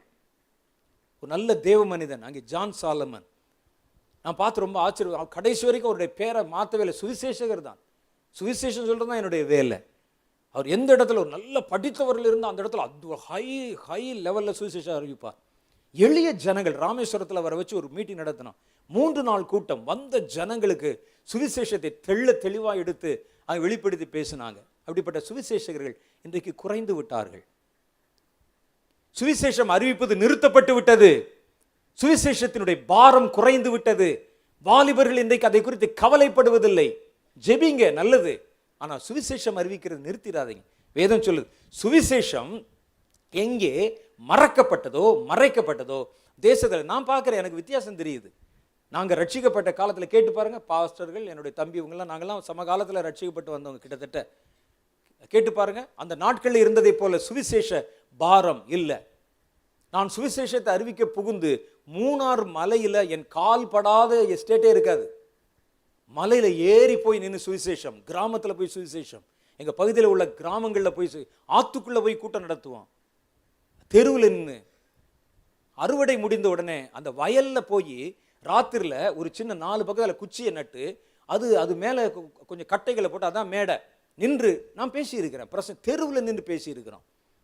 இன்னைக்கு அதெல்லாம் குறைந்து விட்டது, மறைந்து விட்டது. இன்றைக்கு வருகிற சமுதாயம், இன்னைக்கு வருகிற வாலிபர்களுக்கு அது தேவையற்றதாகிவிட்டது. விட்டா ஆடுறான், அவ்வளோதான். அந்த சுவிசேஷம் மறைய ஆரம்பிச்சதுனால தான், சுவிசேஷம் அது அறிவிப்பது மறக்கப்பட்டதுனால தான் இன்னைக்கு தேசத்தில் இருள் பெருக ஆரம்பித்து கொண்டே வருகிறது. உணர முடியுதா உங்களால்? இது அந்தகாரத்தின் அதிகாரமாக இருக்கிறது. தேசத்தை சுற்றிலும் அது பிடிக்க சாத்தானுடைய தந்திரம். சுவிசேஷம் அறிவிப்பெல்லாம் ஓல்டு ஃபேஷனுங்க, ஓல்டு ஸ்டைலு. சுவிசேஷன் தான் வெளிச்சம், கர்த்தருடைய வேதம் சொல்லுது. அப்போ அவங்க சொல்கிறாங்க, அப்போ இதெல்லாம் தேவனுடைய வார்த்தைகள், கர்த்தருடைய கிரியைகள். அப்போ லைட்ஸை ஆஃப் பண்ணுறது, சுவிசேஷத்தை அறிவிக்க விடாமல் தடை பண்ணு. இந்த மாதிரி கிராமங்களுக்கு சில இடத்துல சபையில் சொல்லித்தராங்க, கொஞ்ச நாள் யாரும் போய் சுவிசேஷமாக சொல்லாதீங்க, ஏன்னா அடிக்கிறான். ஆர்எஸ்எஸ்லேருந்து கட்டையை தூக்கிட்டு வந்து அடிக்கிறாங்க. அப்போ சொல்லாதீங்க. உங்களுக்கு தெரியுமா, ரோமர்கள் இவனாவது கட்டை, அவன் பட்டயத்தை தூக்கி கொண்டு வெட்ட வந்த பொழுதிலும் சுவிசேஷத்தை அறிவித்த கூட்டம் நம்முடைய கூட்டம். அவங்க என்ன அன்னைக்கு வந்து நல்ல ஒரு திறந்த வாசல்லையா நின்று கர்த்தருடைய ஊழியத்தை செஞ்சாங்க. அப்போஸ்தலர் காலத்தில் யோசிச்சு பாருங்க, மரணம் காத்திருந்தது எனி டைம். அவங்க சுவிசேஷத்தை அறிவிக்கிறதுல தளர்ந்து போகவே இல்லை. மறுபடியும் திரும்ப அந்த வைராகியம், பாரம். இந்த சுவிசேஷத்தின் ஒளி மட்டுப்படுத்தப்படும் போது தேசத்துக்குள்ள இருள் வருது. அப்ப சாத்தான் பார்க்கறான், எதெல்லாம் தேசத்துல வெளிச்சத்தை கொண்டு வர சோர்ஸோ அதெல்லாம் ஆஃப் பண்ணுடா. தேவனுடைய ஜனங்கள் மூலமாய்த்தானே வெளிச்சம் வருகிறது, முதல்ல அவன் ஆஃப் பண்ணு. சபைகள் மூலமாய்த்தானே வெளிச்சம் வருகிறது, அதை ஆஃப் பண்ணு. சுவிசேஷத்தின் மூலம் தானே வெளிச்சம் வருகிறது, அதை பரவ விடாத, ஆஃப் பண்ணு. கர்த்தருடைய ஜனங்கள் அவர்கள் அன்பு கூர்ந்து நடந்தா தானே வருது. அவனை முதல்ல ரெண்டு பேரையும் செப்பரேட் பண்ணு, பிரி. வெளிச்சத்தை மறை வருகிறது. அந்த வெளிச்சத்தை அணைத்தால் இருள் வந்துவிடும் என்று சாத்தானுக்கு தெரிகிறது. அதை அணைக்கிற முயற்சியில் அவன் ஈடுபடுகிறான். அதான் இருளின் அந்தகாரம். இந்த அந்தகாரத்தின் அதிகாரம் உங்களை சூழ உண்டாகிறதை பார்க்குறீங்க. இருள் சூழ உண்டாகிறதை பார்க்குறீங்க. உங்களை சூழ அது உங்களால் உணர முடியுதா? சொல்லுங்க, உணர முடியுதா? நம்ம தேசத்தில் கொஞ்சம் கொஞ்சமாக இருள் கவ்விக்கொண்டே வருகிறது உங்களால் உணர முடிகிறதா? விடுதலையாக ஆராதிக்க முடியலையே, உங்களுக்கு தெரியுதா? அது புரியுதா? சர்ச்சில் ஆராதிக்க முடியல. திடீர்னு ஒருத்தர் வந்து கேட்குறான், யார் நீ, உனக்கு யார் இந்த அதிகாரத்தை கொடுத்தா? கட்டை எடுத்து டம்னு அடிச்சு எல்லாத்தையும் விரட்டுறான். தெரியுதா உங்களுக்கு? அந்த அந்தகாரம் அதிகாரம் பெற்று வருவது தெரிகிறதா உங்களுக்கு? கவர்மெண்ட் சட்டம் போடுது, தங்கள் மத பிரச்சாரங்களை செய்யக்கூடாது. அந்த அந்தகாரம் மூடுவது அங்கே வருகிறதா? இது பாஸ்டர் ஒரு சம்பவம் சொன்னாங்க. அவருடைய பையனுக்கு ஒரு காலேஜில் சீட்டு வாங்குவதற்கு போனார் பாஸ்டர் ஜான்கே. அவங்க கொண்டு போய் அங்கே வந்து இன்டர்வியூ நடந்தது, எல்லாம் பேசினாங்க. அப்போ பேசி கொண்டிருந்த பொழுது அந்த பிரின்ஸ்பால் ஒரு கேள்வி கேட்டாராம், உங்கள் அப்பா என்ன வேலை செய்கிறாருன்னு. எங்கள் அப்பா ஒரு சபை வச்சுருக்கிறாரு, ஒரு பாஸ்டர். அடுத்த கேள்வி அந்த பிரின்ஸ்பால் கேட்டார் அவரை பார்த்து, நீ பாஸ்டர் பையன் சொன்னால் காலேஜில் மத பிரச்சாரம் பண்ணுவில்ல அப்படின்னு கேட்டாராம். பாஸ்டர் பிள்ளைகள்லாம் மத பிரச்சாரம் பண்ண ஆரம்பிச்சது தான் நாடு விளங்கி இருக்குமே. இவன் பேசாமல் நின்றுருக்கிறான் அந்த இடத்துல. பாஸ்டர் பிள்ளை கிறிஸ்தவன் தானே, மத பிரச்சாரம் பண்ணுவில்ல அப்படின்னு கேட்டாராம். இவர்கள் போய் நீங்கள் அப்புறம் சொன்னாரா, நீங்கள் ஆஃபீஸில் போய் பார்த்துட்டு வாங்கன்னு. இவர் ஆஃபீஸில் போய் பார்த்துட்டு வரக்குள்ள அங்கேருந்து எஸ்எம்எஸ் வந்து விட்டார். மறுபடியும் திரும்பி பிரின்ஸிபால் ரூம்குள்ளே வந்தாங்க. இவங்க அப்ளிகேஷன் எல்லாம் அப்படி எடுத்து மூட்டை கட்டி கையில் கொடுத்து வீட்டுக்கு போங்கன்னு அனுப்பிட்டாங்க. ஏன்னா கிறிஸ்தவ பிள்ளைகளுக்கு, பாஸ்டர் பிள்ளைகளுக்கு எங்கள் காலேஜில் இடம் இல்லை. உங்களுக்கு தெரிகிறதா? இது தைரியமாக ஒரு காலேஜ் சொல்ல முடிகிறது ஒரு தேசத்துலனா? இது என்ன ஒரு மத சார்பற்ற தேசம்? நேற்று 2 நாளைக்கு முன்னால் நடந்த சம்பவம் கேட்டு பாருங்க. பாஸ்டர்கிட்ட இருக்கக்கூடிய அந்த பிரின்சிபால் சொல்றாரு, கிறிஸ்தவ ஊழியக்காரருடைய பிள்ளைக்கு இடம் கொடுக்க முடியாதுங்க, இடம் கொடுக்க முடியாது. சொல்ல முடியுது இல்லை? உங்களுக்கு தெரிகிறதா? கொஞ்சம் கொஞ்சமாய் தேசத்தை இந்த அந்தகாரத்தின் அதிகாரம் பிடித்து கொண்டே வருவது தெரிகிறதா உங்களுக்கு? சபையை உடைச்சானே, சபைக்குள்ளே உள்ளே புகுந்து அங்கே நிறைய கலாட்டா பண்ணாங்களே, எத்தனை பேர் மேல கேஸ் போட்டப்பட்டிருக்கு? அப்ப இந்த இருள் அந்தகாரம் அதிகாரம் பெற்றுக்கொண்டே வருவது உங்களுக்கு தெரிகிறதா? அப்படிதான் வரும். ஒரே நேரத்தில் அந்த இருள் விடாது. கொஞ்சம் கொஞ்சமா பிடித்து நள்ளிரவை போல அந்த இருள் ரொம்ப திக்கா மாறிடும். அதனுடைய அதிகாரம் பெருகிரும். இப்போ நீ அதை புரிஞ்சுக்கிறணும். நல்லா பாருங்க, வீட்டில் உட்கார்ந்து இருக்கிறோம், சாயந்தரம் ஆகிறது, அப்படியே இருள் சூழ ஆரம்பிக்கிறது, அப்படியே அந்தகாரம் சூழ ஆரம்பிக்க நமக்கு தெரியுது, பார்க்குறோம். அப்போ இருள் சூழ ஆரம்பிச்சு அடுத்து என்ன செய்வது? இருள் சூழ ஆரம்பிச்சா உடனே தாய் தன் பிள்ளைகளை கூப்பிட்டு லைட்டை போடுன்னு சொல்லுவாங்க. அதானே? தேசத்தை இருள் சூழுவது தெரிகிறதா? ஆமா, இருள் சூழத்தான் செய்யும். லைட்டை போடுங்க. இப்போ லைட்டை போட்டா இருளை துரத்தி விடலாம். அல்லேலூயா. நீங்க சும்மா உட்காந்து இருள் வந்து விட்டதே, இருள் வந்து விட்டதே, இருள் வந்து விட்டதே, நம்ம இப்படி உட்காந்து புலம்பிட்டா இருப்போம்? பகல் என்று ஒன்று இருந்தால் இரவு வரத்தான் செய்யும். இருள் வந்தால் அதை எப்படி சமாளிப்பது என்று நமக்கு தெரிந்திருக்க வேண்டும். அல்லேலூயா. அதுட்டு உட்காந்து புலம்பிட்டே இருக்கக்கூடாது. குண்டு வைக்கிறானாமே, அப்ப என்ன செய்வோம்? சபையை மூடிடுவோமா? சுவிசேஷம் அறிவிக்க போனா அவன் அடிக்கிறானாமே, அப்ப என்ன செய்வோம்? பைபிளை கிழிச்சு போட்டுருவோமா? சபையில கூடினால் யாருடைய அதிகாரத்தில் வந்தீர்கள் கேட்கிறாங்களே, என்ன செய்வோம்? சபையை வித்துருவோமா? என்ன செய்வது? இருள் வந்தால் அப்படியே பெட்ஷீட்டை போட்டு மூடி படுத்துருவோமா? இல்ல. முன்ன பாருங்க, இருள் இருந்த காலத்துல ரொம்ப வேலை செய்ய முடியாது. ஆனா இப்போ இருள் வந்தாலும் வெளிச்சம் வந்தாலும் அவன் பாட்டுக்கு அவனுடைய வேலை செய்து கொண்டிருக்கிறான். அங்கே ஈசிஆர் ரோட்டில், சென்னையில் நீங்கள் நல்லா பார்த்தீங்கன்னா ஈசிஆர் ரோட்டில் நிறைய ஐடி கம்பெனிகள் இருக்கிறது. நான் பார்த்து ஆச்சரியம். ராத்திரி 1:30 மணிக்கு ஒருத்தர் பிளாட்ஃபார்மில் உட்காந்து பஜ்ஜி போட்டு கொண்டு இருக்கிறான். யாருக்குடா பஜ்ஜி போடுறான்னு கேட்டால் நைட் ஷிஃப்ட் வர்ற ஆளுக்கு வாங்க வருவானா. நமக்கு தெரிந்திருக்கிறது, இருள் வந்தால் அதை சமாளிக்க தெரியணும். உனக்கு இருள் வரத்தான் செய்யும். அதை நீங்கள் புரிந்து கொண்டீர்களா? இருள் வந்து விட்டதா? இப்ப நீங்கள் விளக்கை ஏற்றுகிற நேரம் இது. வெளிச்சத்தை கொண்டு போங்க. இருளை துரத்துவதற்கு ஒரே வழி வெளிச்சத்தை கொண்டு போவது, வெளிச்சத்தை தேசத்தில் ஏற்றி வைப்பது. அதை தவிர நீங்கள் வேறு எதினாலும் அதை கட்ட முடியாது. ஒரு இடத்துல இருட்டு இருக்குங்க, ஒரு ரூம்ல சொல்றான், அப்பா அந்த ரூமை திறந்து பார்த்தா ஒரே இருட்டா இருக்கு, என்ன செய்யலாம்? வாங்க அம்மாவை கூப்பிட்டு ஆளுக்கு 2 விளக்கமாறு எடுங்க, ஒரு கட்டை எடு, சோப் எடுத்துட்டு வா, போட்டு தண்ணி ஊற்றினா போகுமா? கழுவி விட்டா போகுமா? தள்ளி விட்டா போதுமா? வாங்க பட்டயத்தை எடுத்து கொண்டு போய் சண்டை போடுவோம், போகுமா? சுலபமான வழி இருக்கு. சின்ன லைட்டை தூக்கிட்டு போய் எல்லாம் ஓடிவிடும். அல்லேலூயா. இதுக்கு எதுக்கு போய் செவத்துல முட்டிக்கிட்டு இருக்கணும்? இதுக்கு எதுக்கு போய் சண்டை போட்டுக்கிட்டு இருக்கணும்? இருளை துரத்த ஒரே வழி விளக்கை ஏற்றுங்கள். அதான் இலங்கையிலே கர்த்தர் எங்களுக்கு கொடுத்த ஆலோசனை. அதுதான், விளக்கை ஏற்றுங்கள். இருள் உன் தேசத்தை பிடிக்கிற பார்க்குறியா? இருள் உன் தேசத்து மேல கவர் ஆகிறத பார்க்குறியா? இருள் உன் தேசத்து மேல் மூட பார்க்குறியா? சாயந்தர நேரத்தில் இருள் நம்ம வீட்டை அப்படியே மூட பார்க்கும்போது உடனே சொல்ல லைட்டை போடுறான்னு சொல்றோம்ல, இயல்பா சொல்றீங்கல்ல, லைட்டை போடு. சாயந்தரம் ஆச்சு, இருட்டாயிருச்சு, ரூம் எல்லாம் இருட்டாயிருச்சு, லைட்டை போடு. லைட்டை போட்டா போயிட்டு போகுது, அவ்வளவுதான், சுலபம். அப்ப கர்த்தர் சொல்லுகிறார், இருளை விரட்டுவதற்கு ஒரே வழி வெளிச்சத்தை ஏற்றுவதுதான். இது ஒண்ணுதான் வழி. சரி, எப்படி வெளிச்சத்தை ஏற்றுவது? வேதம் சொல்லுகிறது, நாம் இப்பொழுது ஆரம்பிச்சா தேசத்தின் மேல் இருள் வந்தாலும், எவன் ஆட்சிக்கு வந்தாலும், எவ்வளவு பெரிய இருள் வந்தாலும், இருட்டை விரட்டுறதுக்கு உண்டான வெளிச்சம் நம்ம கையில் இருந்தா நாம் ஏன் ஐயா பயப்பட வேண்டும்? ஏன் பயப்படணும்? ஒவ்வொரு நாள் ராத்திரி அப்படியே பயப்படுறீங்களா? ஐயோ சாயந்தரம் ஆச்சே, 6 மணி ஆச்சு, சூரியன் போகுதே பயப்படுறோமா? நமக்கு தெரியும் சூரியன் போனால் என்ன செய்ய வேண்டும் என்று நமக்கு தெரியும். இருள் வந்தால் என்ன செய்ய வேண்டும் என்று நாம் அறிந்து கொண்டோம், கற்றுக்கொண்டோம். குகையிலே வாழ்ந்த மனிதர்கள் இருளை கண்டு பயந்தார்கள். சாயந்தரம் சூரியன் அஸ்தமனமானவனை குகைக்குள்ள போய் ஒளித்துக் கொள்வார்கள். நாம் அப்படிப்பட்ட அஞ்ஞானவாதிகள் அல்ல. நமக்கு தெரியும் இருட்டை எப்படி ஜெயிக்கிறது. உங்களுக்கு தெரியுமா தெரியாதா? தெரியும். இப்ப இந்த இருளை நாம் எப்படி ஜெயிப்பது? இதற்கு நாம் என்ன செய்வது? இருளை விரட்ட எளிய வழி வெளிச்சத்தை ஏற்றுங்கள். லைட்டை போடுங்க, தேசம் எரியட்டும், தேசத்துல வெளிச்சம் வரட்டும். இயல்பாய் தேவன் வைத்திருக்கிற அந்த வெளிச்சம் வருகிற வரைக்கும் உங்களால் ஏற்றப்பட்ட தீபத்தின் வெளிச்சம் இருளை துரத்தட்டும், ஜெயிக்கட்டும், சமாளிக்கட்டும். நடக்குமா நடக்காதா? சொல்ற புரியுதா புரியலையா உங்களுக்கு? என்ன யோசிச்சுட்டு இருக்கீங்கன்னு தெரியல எனக்கு. அப்ப என்ன செய்ய வேண்டும்? வேதம் சொல்லுகிறது, சில வெளிச்சங்களை நான் உங்களுக்கு காண்பிக்கிறேன். கர்த்தர் சொன்ன வார்த்தையின்படி 2 கொரிந்தியர் புஸ்தகம் 4:4 சொல்லப்பட்ட வார்த்தை சுவிசேஷத்தின் ஒளி. இனி யாரும் அமர்ந்திருக்க விடாமல் கர்த்தருடைய சுவிசேஷத்தை தேசத்துல விதையுங்கள். விதையுங்க. சுவிசேஷத்தை எடுத்துக்கொண்டு போங்க. சுவிசேஷம் விதைக்கப்படாவிட்டால் வெளிச்சம் தேசத்துல நிற்க முடியாது. எப்படி சுவிசேஷம் அறிவிக்கலாம்? எப்படி வேண்டுமானாலும் அறிவிக்கலாம். நீங்க உங்க பக்கத்துல இருக்க நண்பன்கிட்ட சொல்லலாம். நீங்க சுவிசேஷம் அறிவிக்கணும்னா, எனக்கு பேச தெரியாதே, பிரசங்கம் பண்ண தெரியாதே, மேடையில பார்த்தா கை கால் நடுங்குமே, காலெல்லாம் எனக்கு நாக்கெல்லாம் ஒட்டு. உன்னை யாரையா மேடையில் பேச சொன்னா? மேடையில் பேசினா தான் சுவிசேஷமா?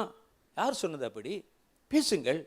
உங்க வீட்டில் இருக்கு, உங்க வீட்டு பக்கத்தில் எவ்வளோ பேர் இருக்கிறாங்க இயேசுவை பற்றி தெரியாதவங்க, சொல்லுங்கள், மேலே சொல்லுங்க அவங்களுக்கு.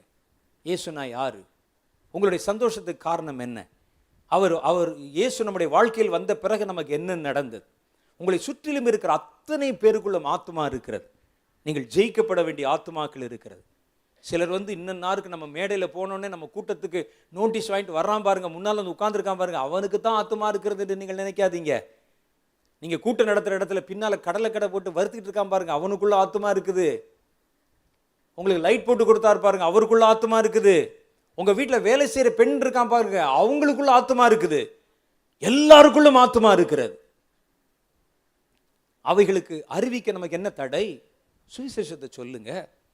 நீங்க பார்த்ததை சந்தித்ததை பேசுங்க. உங்களுடைய நண்பர்கள் எத்தனை பேர் இருக்கிறாங்க? எத்தனை பேருக்கு அந்த சுவிசேஷம் தெரியும்? எத்தனை பேருக்கு நீங்க அதை பகிர்ந்து கொண்டிருக்கிறீர்கள்? நீங்க வேலை பார்க்குற இடத்துல, நீங்கள் பிரயாணத்தில் போற இடத்துல, இன்றைக்கு நண்பர்களுக்கு நமக்கு பஞ்சமே இல்லை. காலையில் வாக்கிங் போற இடத்துல ஒரு கிளப் வச்சிருக்கிறான், வாக்கர்ஸ் கிளப் இருக்கா இல்லையா? தினம் கொஞ்ச நாள் அப்படி நடக்க ஆரம்பிச்சோன்னா ஒரு அசோசியேஷன் ஃபார்ம் பண்ணி அதுக்கு ஒரு தலைவர், செயலாளர், எலெக்ஷன் இருக்குது, காலையில் 5:30 மணிக்கெல்லாம் ஓட்டு போட்டு அப்படியே வாங்க எல்லாரும் ஓடிக்கிட்டே ஓட்டு போடுவோங்கிறான். இருக்குல்ல, நண்பர்கள் எல்லா இடத்துலையும் கிடைக்கிறாங்கல்ல. 4 நாள் ஒரு கடையில் டீ சாப்பிட ஆரம்பிச்சா டீ கடைக்கார நண்பன் ஆயிடுறான்ல.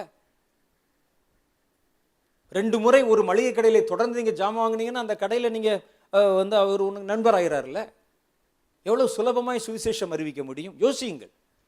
இது யாருக்கோ கொடுக்கப்பட்ட வேலை என்று பார்க்காதீங்க. நம் இருளை துரத்துகிற பணியில எல்லாரும் இறங்கி செயல்படணும். சும்மா வெறும் ஜெபம் பண்றது மாத்திரம் பத்தாது, ஜெபிச்சுட்டு செயல்படணும், இறங்கணும்.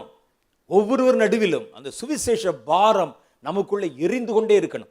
சுவிசேஷம் எத்தனை தேசத்துக்குள்ள விதைக்கப்படுகிறதோ, நீங்கள் விதைக்கிறது வார்த்தை அல்ல, வெளிச்சம் என்பதை புரிந்து கொள்ளுங்கள். இதுதான் அந்த இருளை சமாளிக்கும். இதுதான் அந்த இருளை வரவொட்டாமல் துரத்தும்.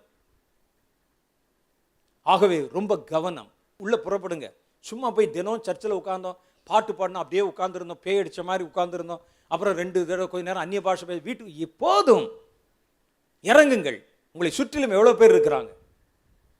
அது இல்லாமல் போனால் அது பாவம். சுவிசேஷத்தை நான் அறிவியாதிருந்தால் எனக்கு ஐயோ என்று சொல்லுகிறார் பவுல். பாருங்க, ஒரு ஐஸ்வர்யவான் இருந்தான், சம்பிரமமாய் வாழ்ந்தான். அவன் வீட்டில் ஒரு ஏழை இருந்தான். அவன் வீட்டு வாசல்ல ஒரு ஏழை இருந்தான். அவன் அங்கே இருந்தான். லாசரு இவன் உள்ள இருந்தான், சம்பிரமமாக வாழ்ந்தான். இவனும் மரித்தான், அவனும் மரித்தான். ஐஸ்வர்யவான் உள்ள போய் பாதாளத்தினுடைய அக்கினியில வெந்து கொண்டிருந்தான். லாசரு ஆபிரகாமுடைய மடியில போய் இளைப்பாரி கொண்டிருந்தான். நமக்கு ஒரு சந்தேகம், போய் நரகத்தில விழுகிற அளவுக்கு இந்த ஐஸ்வர்யவான் என்னையா பாவம் செய்தான்? என்ன பாவம் செய்தான்? நம்ம ஆட்கள்கிட்ட கேட்டால் ஒன்று சொல்லுவாங்க, அவன் எப்படி சம்பாரிச்சான்னு உங்களுக்கு தெரியும். அதெல்லாம் போட்டிருக்காங்க, இருக்கிறதுல பேசணும். அவனுக்கு 4 மனைவி அப்படிம்பாரு ஒரு ஆள். அதாங்க பாவம். அவன் பொல்லாதவன், தினம் குடிப்பான். பாத்தியா நீ? அந்த வசனத்தில் சொன்னதை வச்சு சொல்லணும். அதுக்குள்ளான பார்க்கணும். நீங்களாம் இட்டு கட்டி அவன் மேலே எல்லா கேஸையும் அவன் மேலே சாத்திடக்கூடாது, நரகத்துக்கு போயிட்டான் அப்படிங்கிறதுக்காக. என்ன காரணம்? அவன் ஏன் நரகத்தில் போனான்? அவன் தான் சம்பாதித்த பணம் அல்லது அவருடைய முற்பிதாக்கள் சம்பாதித்த பணத்தில் அவன் சாப்பிட்டான். அது தப்பா? அவன் சம்பிரமமாய் வாழ்ந்தான், தப்பா? அவன் நல்லா கால் நீட்டி பக்கத்தில் பழங்களை முளை வச்சு சாப்பிட்டான், தப்பா? அதெல்லாம் ஒன்றும் தப்பு இல்லை. ஆனால் தன் வீட்டு வாசல்ல ஒருவன் ஏழை பசியில் இருக்கும்போது அவனை பாராமுகமாக இருந்தான் பாருங்க, அவனை பற்றி நினைக்காம இருந்தான் பாருங்க, அதுதான் பாவம். இன்றைக்கு உங்களுக்கு இயேசுவை தெரியும். இன்றைக்கு உங்களுக்கு இயேசு யார் என்று உங்களுக்கு தெரியும். சபையில் போறீங்க, தினம் வந்து பிரசங்கம் பண்றாங்க, குறிப்பெழுதி கொண்டே வருகிறீர்கள், நல்ல ஜெபம் பண்றீங்க. ஆனா நீங்க உங்க கதவை திறந்து பார்த்தீங்கன்னா ரட்சிக்கப்படாத நூற்றுக்கணக்கான லாசருக்களை உன் வீட்டு வாசல்ல பார்க்க முடியும், ரோட்ல பார்க்க முடியும். என்றைக்காவது நீ அவனை பற்றி கவலைப்பட்டிருக்கிறாயா? அது பாவம். ஆகவேதான் சொல்றார், சுவிசேஷத்தை அறிவியாதிருந்தால் எனக்கு ஐயோ என்று சொல்லுகிறார். எனக்கு இயேசுவை தெரியும், தெரியாதவன் பக்கத்தில் இருக்கிறானே, அவனுக்கு நான் இன்னும் சொல்லலையே, பாவம். பாருங்க, தேசத்துல பெரிய பஞ்சம் வந்து விட்டது. அந்த எதிரிகள் வந்து அங்கே பெரிய கூடாரம் போட்டு பதிவிடை வைத்து ஊருக்குள்ள இருந்து யாரும் வெளியே வர முடியாதபடிக்கு வச்சுட்டாங்க. எல்லாரும் ஊருக்குள்ள வந்து பஞ்சம். ராஜா வீட்டில் முதற்கொண்டு குதிரைக்கு போற கொள்ளு கூட கிடைக்கல, பஞ்சம். 4 குஷ்டரோகிகள் வந்தாங்க. அவங்க வந்து பார்த்தாங்க, எதிரிகள் அங்கே வந்து பெரிய கூடாரம் போட்டு தங்கி இருக்கிறான், பாளையம் இறங்கியிருக்கான், நம்ம ஊருக்குள்ள போக முடியாது, நம்ம குஷ்டரோகிகள் தானே, நம்மை அவர்கள் கொல்லுவார்களா? கொன்றால் கூட பரவாயில்ல, செத்து போவோம்யா, நம்ம ஊர்ல இருந்து சாகிறதுக்கு நம்ம உள்ள போவோம் அப்படின்னு சொல்லி அந்த கூடாரத்துக்குள்ள நுழைந்தார்கள். அதுக்கு முன்ன நாள் ராத்திரியிலே கர்த்தர் ரதங்கள் ஓடுற மாதிரி ஒரு சத்தத்தை காண்பிச்சார். கேட்டார் ராஜா, திடீர்னு நினைச்சு கட கட கடன் சத்தம் கேட்குது. ஆமா, விடாத, புட்டிய புட்டின்னு சத்தம் கேட்குது. வெறும் ஆடியோ தான். ஆடியோவை பார்த்தே பயந்து ஓடின ஆட்கள் இருக்கிறாங்க. ஆடியோ தான், வேற ஒன்றும் இல்லை, வீடியோ கீடியோ எதுவுமே இல்லை, தரிசனம்லாம் ஒன்றும் கிடையாது. சத்தம் கட கட கடன் சத்தம் கேட்டது. ராஜா பார்த்தான், ஓஹோ, நம்ம வந்து உள்ளே இருக்கக்கூடிய அந்த நாட்டு மன்னன், இஸ்ரேல் தேசத்து ராஜா நம்மோடு கூட யுத்தம் கலப்பதற்கு எகிப்தியரையும் இன்னும் அந்நியரை எல்லாத்தையும் கூட வந்து உள்ள கூட்டி சேர்த்துட்டான் போல, இனிமே நம்ம இருந்தா எலும்பு கூட மிஞ்சாதுன்னு சொல்லி அது என்னன்னு கூட பார்க்காம ராத்திரோட ராத்திரி எல்லாம் ஓடி விட்டார்கள். போட்டது போட்டபடி அப்படியே கிடக்கு, உள்ள சாப்பாடு கீப்பாடு எல்லாம் கிடக்கு. இங்கே உள்ளேவர்கள் வந்து முற்றுகை போட்டதுனால தேசத்துக்குள்ள பஞ்சம். நீங்க படிச்ச கதை தான், தேசத்துக்குள்ள பஞ்சம். 4 குஷ்டரோகிகள் போனாங்க. உள்ள போய் பார்க்குறாங்க. உள்ள போவோம், ராஜா காலில் விழுவோம், ஐயா நாங்கள் குஷ்டரோகி, வந்து எங்களுக்கு உங்களுக்கு எந்த பகையும் இல்லை, வேணா எங்கள் ராஜா வேணா நீ பிடிச்சின்னா என்ன பண்ணிக்க, எங்களுக்கு ஏதாவது சாப்பிட்றதுக்கு ஏதாவது ஒரு அரை வயிற்று கஞ்சியாவது ஊற்றியான்னு சொல்லி கேட்போம். இறங்க மாட்டானா அப்படின்னு சொல்லி உள்ளே போய் பார்த்தா ஒருத்தனையும் காணோம். போட்டது போட்டபடி இருக்கிறது, பாதி சாப்பிட்டது குடித்தது எல்லாம் அப்படி இப்படி திறந்து இருக்குது, நகை பொன் வெள்ளி எல்லாம் இருக்கிறது. நல்லா உட்காந்து திருப்தியாக சாப்பிட்டாங்க. எல்லாம் தங்களுக்கு வேண்டிய பணத்தை எல்லாம் அள்ளி கொண்டார்கள். 4 குஷ்டரோகியில் ஒருத்தன் சொன்னா, இது நற்செய்தி அறிவிக்கிற நாள். நம்ம தேசத்தில் நம்மோடு கூட இந்த நம் தேசத்தார் உள்ளே பட்டினி கிடக்கிறார்கள், நாம் செய்வது நியாயமல்ல, இது நற்செய்தி அறிவிக்கும் நாள், நாம் இதை சொல்லாமல் இருந்தால் குற்றம் நம்மேல் சுமரும் என்றான். சொன்னானா சொல்லையா? என்ன குற்றம்? ஆமா, உனக்கு தெரிஞ்ச நற்செய்தியை நீ அடுத்தவனுக்கு சொல்லாவிட்டால் உன் தலையிலே குற்றம் சுமரும். ஒரு குஷ்டரோகிக்கு தெரிஞ்சிருக்குங்க, அவர் எல்லாம் செஞ்சிருக்கலாம். இப்ப இருக்கிற ஆட்களா இருந்தா அப்பப்போ உள்ள ஓட வேண்டிய, ஐயோ ராஜா இன்னும் தன் படையை வந்து பெருக்கிக் கொண்டிருக்கிறான் அப்படின்னு வந்து சொல்ல வேண்டியது.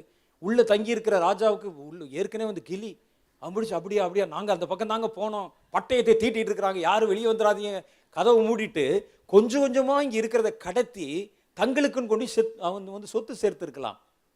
சேர்க்க முடியுமா முடியாதா? 4 குஷ்டரோகியும் பிளான் பண்ண வேண்டியது. இந்த ராஜா வெளியே வந்து பார்த்துட்டானா கண்டுபிடிச்சிருவான், இவனை வரவே விடக்கூடாது. 2 பேர் போக வேண்டியது, அப்பப்போ கோட்டை வாசல் கிட்ட போக வேண்டியது. ஐயா நாங்கள் குஷ்டரோகிகள், அந்நியர்கள் தங்கி இருக்கிற அந்த இராணுவத்தின் உள்ளே எட்டி பார்த்தோம், பெரிய பெரிய பட்டயம்ல வச்சிருக்கிறான், ராஜாவை போட்டுத்தலன்னு சொல்றான் சொல்லி ஒரு பயத்தை உண்டு பண்ணா. உள்ள இருக்கிற ராஜா வெளியவே வரமாட்டான்.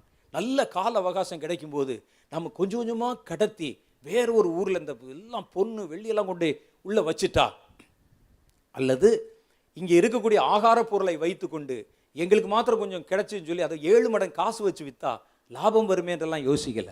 அவன் சொன்னான், இது நற்செய்தி அறிவிக்கிறான், நம்ம சாப்பிட்டோம்ல, நம்ம திருப்தி ஆகிவிட்டோம் அல்லவா, ஆனா உள்ளே என் தேசத்தான் பட்டினி கிடக்கிறான். இதை நாம் சொல்லாவிட்டால், இந்த நற்செய்தி நம்ம சொல்லாவிட்டால், நமக்கு தெரிஞ்ச நற்செய்தி சொல்லாவிட்டா குற்றம் என் மேல் சுமரும். ஆமா, அதான் பவுல் சொல்லுகிறான், சுவிசேஷத்தை அறிவியாதிருந்தால் எனக்கு ஐயோ என்று சொல்லுகிறான். அப்ப இனி நீங்கள் சும்மா இருக்கக்கூடாது, புறப்படுங்கள். கர்த்தருடைய வார்த்தை சுவிசேஷத்தை அறிவிக்கப்படாத ஜனங்களுக்கு போய் சொல்லுங்க. போய் தெருவில் நின்று மைக் வச்சு தான் பேசணும் அவசியம் இல்லை, மெகாஃபோன்லாம் பேசணும் அவசியம் இல்லை, மேடை விட்டு தான் பேசணும் அவசியம் இல்லை. பார்க்கிற ஒரு இடத்துல சொல்லுங்கள், நண்பர் இடத்துல சொல்லுங்கள். ஒரு நல்ல சினிமா பார்த்து வந்தால் ஒரு 10 பேர்ட்ட சொல்றது இல்லை, நல்ல படமையா போய் பாருன்னு சொல்றது இல்லை. ஒரு ஹோட்டலில் சாப்பாடு நல்லா இருந்தால் ஒரு 10 பேர்ட்ட சொல்றது இல்லை. நீ பார்த்த இயேசுவை பற்றி மாத்திரம் ஏன் சொல்வதற்கு வாயை மூடிக்கொள்ளுகிறாய்? நீ வாயை மூடிக்கொள்ளுகிற ஒவ்வொரு நேரமும் அந்தகாரம் அதிகாரம் பெற ஆரம்பித்து விடுகிறது என்பது உங்களுக்கு தெரியுமா? அந்த ஒளி மறைக்கப்படுகிறது என்பது உங்களுக்கு தெரியுமா? ஒளி மறைக்கப்பட்டால் இருள் சூழ்வது இயல்பு என்பது உங்களுக்கு தெரியுமா? ஆகவே இனி நம்ம சும்மா உட்கார்ந்து இருக்கக்கூடாது. இரண்டாவது காரியம், கர்த்தர் அங்கே இலங்கையில பேசினார் எங்களுக்கு. அவர் சொன்னார், வெளிச்சத்தை விதையுங்கள், வெளிச்சத்தை விதைங்க, தேசத்தை ஜெபத்தினால நிரப்புங்க. அடுத்து ஒளியை விதையுங்கள். என்ன ஒளியை விதைக்கணும்? சுவிசேஷத்தை விதையுங்கள். சுவிசேஷம் என்பது வெளிச்சம். அந்த வெளிச்சம் போக போக போக தேசத்தை பிடிக்கிற சாபம், இருள் மறைந்து போய்விடும். மறைஞ்சு போகாதா? என்ன சொல்றீங்க நீங்க? போய்விடும். ரோமாபுரியிலே, ரோம் தேசத்துல அங்க உள்ள சுவிசேஷம் போக முடியல. இருள் சூழ்ந்திருந்தது, கொலை வெறி சூழ்ந்திருந்தது. விடாப்பிடி அதை விதைச்சாங்க. ஒரு நாள் சரித்திரம் மாறிச்சா? மாறலையா? அரசாங்கம் மாறிச்சு. தேசம், அரசாங்கம் எந்த மதத்தை, எந்த கிறிஸ்துவை வெறுத்ததோ அது அரசாங்க மதமாய் மாற்றப்பட்டு விட்டது. நடந்தது, சாத்தியமானது, நடக்கும்.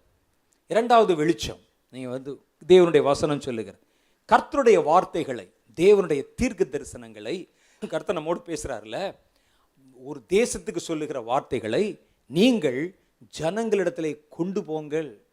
ஜனங்களிடத்தில் கொண்டு போய் பேசுங்க, சொல்லுங்க. நான் உங்களுக்கு வார்த்தையை தந்தது யாருக்காக? எதற்கு? நீங்கள் நானும் கேட்டுட்டு உட்கார்ந்து கைதட்டுறதுக்கா? நான் உங்க கையில விளக்கை தந்து விட்டேன், அதை மரக்காலின் மேல் வைக்க வேண்டியது உன்னுடைய பொறுப்பு. தேவனுடைய தீர்க்க தரிசன வார்த்தை என்பது, தேவன் ஒரு தேசத்துக்கு சொல்லும் வார்த்தை என்பது விளக்கு என்று கர்த்தருடைய வேதம் சொல்லுகிறது. 2 பேதுருவின் புஸ்தகம் 1வது அதிகாரம் 19வது வசனத்திலிருந்து சில வசனங்களை வாசிக்கிறேன், கேளுங்கள். அதிக உறுதியான தீர்க்க தரிசன வசனமும் நமக்கு உண்டு. ஒரு பொழுது விடிந்து விடிவெள்ளி உங்கள் இருதயங்களில் உதிக்கும் அளவும் இருளுள்ள ஸ்தலத்தில் பிரகாசிக்கிற விளக்கை போன்ற அவ்வசனத்தை கவனித்திருப்பது நலமாயிருக்கும். எதை? தீர்க்க தரிசன வசனத்தை அவர் விளக்கு ஒப்பிட்டு சொல்லுகிறார். இருள் சூழ்ந்த இடத்துல பிரகாசிக்கிற லைட்டை வச்சு வேலை செய்யற மாதிரி அதை கவனித்திருப்பதை போல நீங்கள் அந்த இருளுள்ள நேரங்கள்ல இந்த வெளிச்சத்தினால் அந்த வசனத்தை கவனித்திருப்பது நலமாயிருக்கும். 20வது வசனம் சொல்லுது, வேதத்திலுள்ள எந்த தீர்க்க தரிசனமும் சுயதோற்றமுள்ள பொருளை உடையதா இராதென்று நீங்கள் முந்தி அறிய வேண்டியது. தீர்க்க தரிசனமானது ஒரு காலத்திலும் மனுஷருடைய சித்தத்தினாலே உண்டாகவில்லை. தேவனுடைய பரிசுத்த மனிதர்கள் பரிசுத்த ஆவியினால் ஏவப்பட்டு பேசினார்கள். அப்ப தேவன் பரிசுத்த ஆவியிலே இயக்கப்பட்டு பேசுகிற தேவனுடைய வார்த்தை ஒரு மனுஷன் மூலம் வெளிப்பட்டாலும் அது மனுஷனுடைய வார்த்தை அல்ல, அது தேவனுடைய வார்த்தை, அது தீர்க்க தரிசன வார்த்தை. இந்த வார்த்தை வசனம் ஜனங்களுக்குள்ளே கொண்டு போகப்பட வேண்டும். கர்த்தர் சொன்னார், இலங்கைக்கு நான் எத்தனை வார்த்தைகளை பேசினேன், அது எத்தனை ஜனங்களுடைய கைக்கு காதுக்கு போய் சேர்ந்துச்சு? இந்தியாவில் எத்தனை எச்சரிப்புகளை சொன்னேன், எவ்வளவு பேருக்கு தெரியும்? அது தேசத்தின் மேல் தீவிரவாதம் வருகிறது சொன்ன எத்தனை பேர் தெரியும்? கர்த்தர் சொல்லுகிறார், இது விளக்கு. விளக்கை கர்த்தர் இன்றைக்கு உன் கையிலும் என் கையிலும் கர்த்தர் தந்து விட்டார். நமக்கு தெரியும் இலங்கை குறித்து கர்த்தர் என்ன பேசினார், இந்தியாவை குறித்து, தமிழ்நாட்டை குறித்து, கர்நாடகாவை குறித்து, கேரளாவை குறித்து என்ன பேசினார். கர்த்தர் பேசிட்டாலே அந்த வார்த்தை விளக்கு. இப்ப கர்த்தர் நம்முடைய கையில விளக்க கொடுத்துட்டார். இந்த விளக்க எங்கே வைக்க வேண்டும் என்பது உன் பொறுப்பில் இருக்கிறது. சொல்றது புரியுதா உங்களுக்கு? கர்த்தர் நம்ம கூடுகிறோம், ஜெபிக்கிறோம், கர்த்தர் பேசுகிறார், ஒரு விளக்க கொடுத்துட்டார். எங்கே தவறு செய்கிறோம் தெரியுமா? விளக்கை பெறுகிற வரைக்கும் கரெக்டாக தான் இருக்கு, ஆனா அந்த விளக்கு தண்டின் கீழே வைத்து விடுகிறோம். ஆகவே அந்த வெளிச்சம் ஒரு குறிப்பிட்ட எல்லைக்குள் மாத்திரம் கடந்து போகிறது. ஒரு 10 பேருக்கு தெரிகிறது, ஒரு 100 பேருக்கு தெரிகிறது, அவ்வளவுதான் ஜெபம் பண்றாங்க. இந்த வார்த்தையை நாம், தேவன் நமக்கு கொடுத்த ஒரு வார்த்தையை பிரஸ்தாபம், தேவன் தம் வசனம் கொடுத்தார், அதை பிரஸ்தாபம் பண்ணுகிறவருடைய கூட்டம் மிகுதி. கர்த்தர் கொடுத்த லைட்டை நம்ம மேலே எவ்வளவுக்குள்ள மேலே ஏற்றி வைக்கிறோமோ அவ்வளவுக்குள்ள அதனுடைய வெளிச்சத்தின் வீச்சு பெருகும். அப்படித்தானே கர்த்தர் சொல்லுகிறார், எவனும் விளக்கை கொளுத்தி விளக்கு தண்டின் கீழே வைக்க மாட்டான். விளக்கை கொளுத்தி விளக்கு ஒரு குடத்துக்குள்ள வைக்க மாட்டான், குடத்துக்குள்ள அதை எடுத்து விளக்கு தண்டின் மேல் ஏற்றி வைப்பார்கள். அப்பதான் அந்த லைட் பெருகும், அந்த வெளிச்சம் கடந்து போகும். நான் உங்களிடத்தில் எத்தனை வார்த்தைகளை பேசி இருக்கிறேன், எத்தனை காரியங்களை கொடுத்திருக்கிறேன், அது எத்தனை பேருக்கு தெரியும்? சுவிசேஷம் என்ற வெளிச்சத்தை கொண்டு போங்கள். இருள் சூழ்கிற நேரத்தில் என் தீர்க்க தரிசனம் என்ற விளக்கை ஜனங்களுக்கு நடுவில் எடுத்துக்கொண்டு போங்கள். நான் கொடுத்த வார்த்தையை ஜனங்களுடைய காதுகள் கேட்கும்படி சொல்லுங்கள். அது பரவட்டும், பெருகட்டும் என்று கர்த்தர் சொல்லுகிறார். அவர் அப்படித்தான் செய்தார் அந்த நாட்களில். நான் ஏற்கனவே ஒரு சம்பவம் உங்களுக்கு சொல்லியிருப்பேன். ஒரு முறை நான் ரொம்ப சோர்வடைந்திருந்தேன். என்ன ஆண்டவர் பேசுகிறார், அப்படி எழுதி எழுதி வைக்கிறோம், அப்படி என்ன நடக்குது அப்படின்னு. அப்போ கர்த்தர் ஒரு நாள் அன்னைக்கு காலையில் ஒரு எரேமியா தீர்க்கதரிசியின் புஸ்தகத்தை நான் படிச்சுக்கிட்டு இருந்தேன். நான் ரொம்ப சோர்வாயிருந்தேன். கர்த்தர் ஒரு காரியத்தை பேசினார். அதை பதிவு செய்து வை என்று சொன்னார். ராத்திரி ரொம்ப மிட் நைட் ஆயிடுச்சு. நான் கொஞ்ச நேரம் பார்த்தேன், காலையில் பார்த்துக்கலான்னு சொல்லிட்டு படுத்துட்டேன் பேசாமல். அப்படியே எனக்கு அங்கே தூக்கம் வரல, நான் சும்மா படுத்துருக்கிறேன், சோம்பேறித்தனமாக அப்படியே படுத்துட்டு இருக்கேன். அப்போ கர்த்தர் என்கிட்டத்தில் ஒரு காரியம் கேட்டார். என் மனசில் என்னென்னா, கர்த்தர் பேசுகிறார், வாங்குகிறோம், எழுதி வைக்கிறோம், இது என்ன யாருக்கு பிரயோஜனம் அப்படின்னு நான் நினச்சிட்டு இருந்தேன். அந்த ஒரு சோர்வு.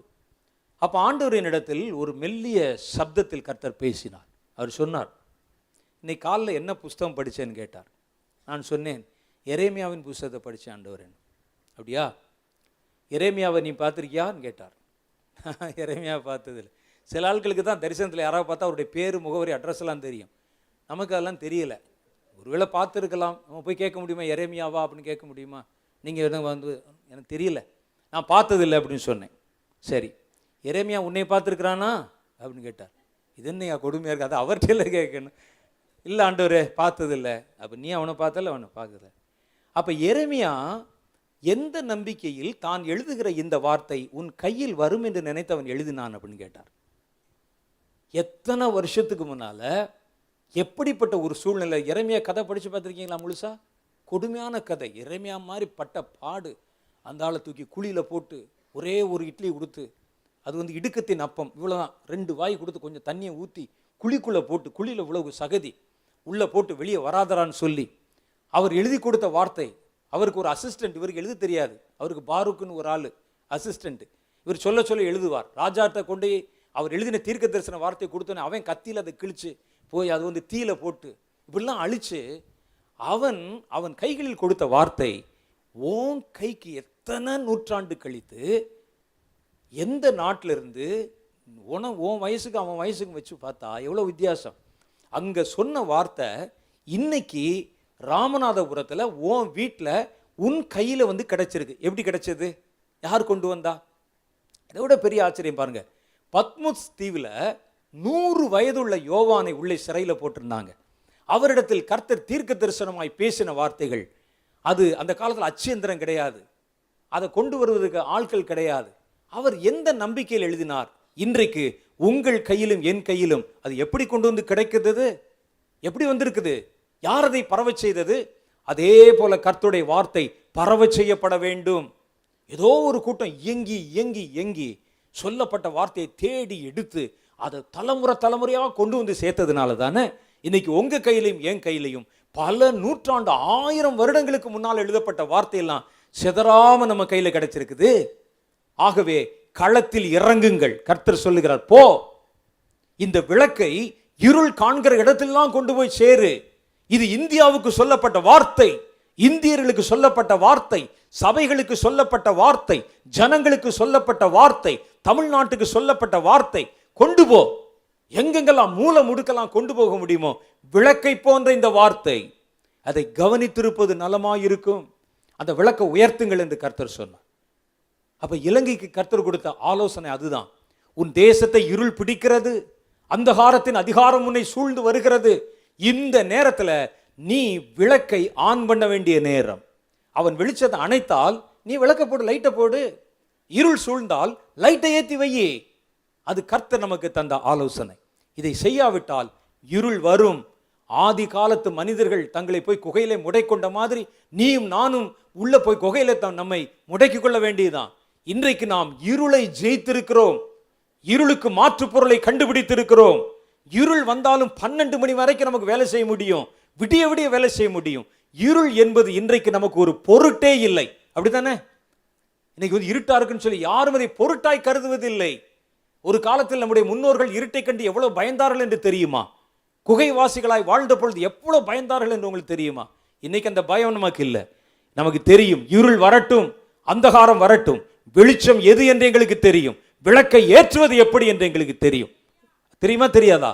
புறப்படுங்கள். இன்றைக்கு நம் தேசத்தை அந்தகாரத்தின் அதிகாரம் சூழ்ந்து வருகிறதை பார்க்கும் பொழுது சுவிசேஷத்தை அறிவிக்கிறதை துரிதப்படுத்துங்கள். சபையாய் இருங்க, சபையாய் புறப்படுங்க, விடாதீங்க. எந்த இடத்துல போனாலும், எந்த இடத்தில் உங்களை மிரட்டுவாங்க, அச்சுறுத்துவாங்க, அவனுக்கு தெரியும் நீங்கள் வந்து இந்த விளக்கை ஏற்றி வைத்து விட்டால் இருளின் கிரியைகளை அவர்கள் செய்ய முடியாது. தெரியும் அவனுக்கு, மிரட்டுவான். ஆனா கொஞ்ச நாள் தான். வெளிச்சம் புறப்பட ஆரம்பித்தால் இருள் வெளிச்சத்தை பிடிக்காது, வெளிச்சம்தான் இருளை துரத்தும். அல்லேலூயா. இருள் வந்து வெளிச்சத்தை துரத்தாது. வெளிச்சத்தை கொண்டு போயிட்டா பேசாமல் சொல்லாமல் கொள்ளாமல் அது வெளியே போய்விடும். ஆகவே கர்த்தர் நமக்கு தந்திருக்கிற ஆலோசனை, இந்த வெளிச்சங்களை வெளியே கொண்டு போங்க, விளக்கை ஏற்றுங்கள், வெளிச்சத்தை பரவச் செய்யுங்கள், வெளிச்சத்தின் பிள்ளைகளாய் நடந்து கொள்ளுங்கள். சபையெல்லாம் அணைக்கிற முயற்சியில சாத்தான் இறங்கியிருக்கிறானா, சபையை மறுபடியும் அனல் கொண்டு எழுப்பும்படிக்கு காரியங்களை செய்யுங்க. ஒரு நீங்க சபை தலைவராக இருக்கலாம், ஜெபக்குழு தலைவராக இருக்கான், அந்த ஒளியை அணைய விடாதிருங்கள். அதை அணைய வைக்க முயற்சிக்கக்கூடிய ஆட்கள் எழும்பினா அவனை கடிந்து கொண்டு கண்டனம் பண்ணுங்கள். சபை என்னைக்கு தடுமாற வைக்க, அதை ஒரு பேரலிட்டிக்கா கொண்டு வந்து செயலற்றவர்களாய் மாற்றுவதற்கு எந்திரிச்சிருக்கிறான் பாருங்க கோமாளிகள், அவர்களுடைய கால்களை அற்றுப்போக பண்ணுங்கள், அவருடைய கரத்தின் செயல்களை அற்றுப்போக பண்ணுங்கள். சுவிசேஷத்தின் ஒளி வெளிச்சம் பரவ ஆரம்பிச்சா இதெல்லாம் மறைந்து போய்விடும், இருள் ஒன்றுமில்லாமல் மாறி போய்விடும். தீவிரமா முயற்சி பண்ணு. கர்த்தர் இந்த வார்த்தைகளை பேசின பிறகு, கர்த்தர் நமக்கு இந்த வார்த்தைகள் இப்படி செய்கிறது தான் ஒரு ஈஸியான ஒரு எளிய வழியில தேசத்தை வெளிச்சத்தினால் மூடுவதற்குண்டான வழி என்று சொன்னதுனால நான் என்னுடைய நண்பர்களோடு கூட கலந்து பேசி கர்த்தர் நமக்கு கொடுத்த வசனங்கள், கர்த்தர் நமக்கு கொடுத்த தீர்க்க தரிசன வார்த்தைகள் அது ஜெபிக்கப்படும்படி தேசமெல்லாம் கொண்டு போகப்படணும். இப்போ பார்த்தீங்கன்னா கொஞ்சம் பேருக்கு நமக்கு தெரியும், நீங்கள் கொஞ்சம் பேர் கூட்டத்துக்கு வருவீங்க, ஒரு 500 பேர் வருவீங்க, உங்களுக்கு தெரியும் கர்த்தர் என்ன பேசினார்னு.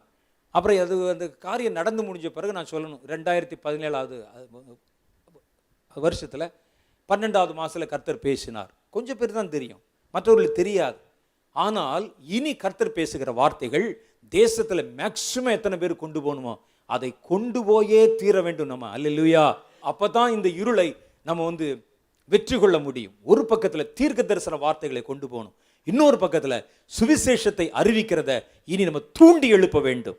தேசத்தை வெளிச்சத்தை கொண்டு ஜெயித்து விடுங்கள். கர்த்தர் நமக்கு ஆலோசனை கொடுத்திருக்கிறார். தேசத்தை பிடித்திருக்கிற இருள் மறைந்து போகணும். நான் ஜெபிப்பது மாத்திரமல்ல, இந்த வார்த்தைகள் அநேகர் அறியும்படி கொண்டு போய் சேர்க்கணும், அவர்களை ஜெபிக்க வைக்கணும். குழுக்கள், ஜெபிக்கிறவர்கள், சபைகள், கிறிஸ்தவர்கள், குடும்பங்கள், எது ஒன்றை விடக்கூடாது. எல்லா இடத்துலையும் இந்த வெளிச்சத்தை விளக்க கொண்டு போகணும். நீர் எங்களோடு பேசியிருக்கிறேன், ஓட ஆரம்பி, ஓடும் போதே உன்னோடு பேசுவேன், ஓடும் போதே உன்னோடு பேசுவேன். இந்த ஓட்டத்திலே நான் என்னை பொருத்தி கொள்ளுகிறேன், இந்த ஓட்டத்தில் என்னை நான் இணைத்துக் கொள்ளுகிறேன், நான் ஓட துவங்குகிறேன். ஆண்டவரே, உம்முடைய வசனத்தை வெளிச்சத்தை எடுத்துக்கொண்டு இருள் சூழ்ந்த இடத்திலெல்லாம் விதைக்க போறேன். இனி எனக்கு இருட்டை கண்டு பயம் இல்லை, இருட்டை கண்டு பயம் இல்லை, இருள் தான் என்னை பார்த்து பயப்படணும். ஆமா ஆண்டவரே, இருளை எப்படி சமாளிப்பது என்று எங்களுக்கு தெரிந்து விட்டது. இருளை எப்படி சமாளிப்பது, சாத்தான் விளக்கை அணைத்தால் அந்த இருள் சூழ்ந்தால் எப்படி லைட்டை ஆன் பண்ணுவது என்று எங்களுக்கு தெரிஞ்சிருச்சு. எதெல்லாம் வெளிச்சம் என்று எங்களுக்கு தெரிஞ்சிருச்சு. புறப்படும்படி இப்பொழுது எங்களை பலப்படுத்தும். இப்பொழுது அந்த வல்லமைகள் மேல் இறங்கட்டும், கர்த்தருடைய அபிஷேகம் எங்கள் மேல் இறங்கட்டும். இதை எங்களுடைய மாம்ச பலத்தில் அல்ல, மாம்ச வைராகியத்தில் அல்ல, கர்த்தருடைய ஆவியின் பலத்தினால் இதை நிறைவேற்றும்படி கர்த்தாவே எங்கள் கைகளை வலுப்படுத்தும் என்று கர்த்தரிடத்திலே கேளுங்க.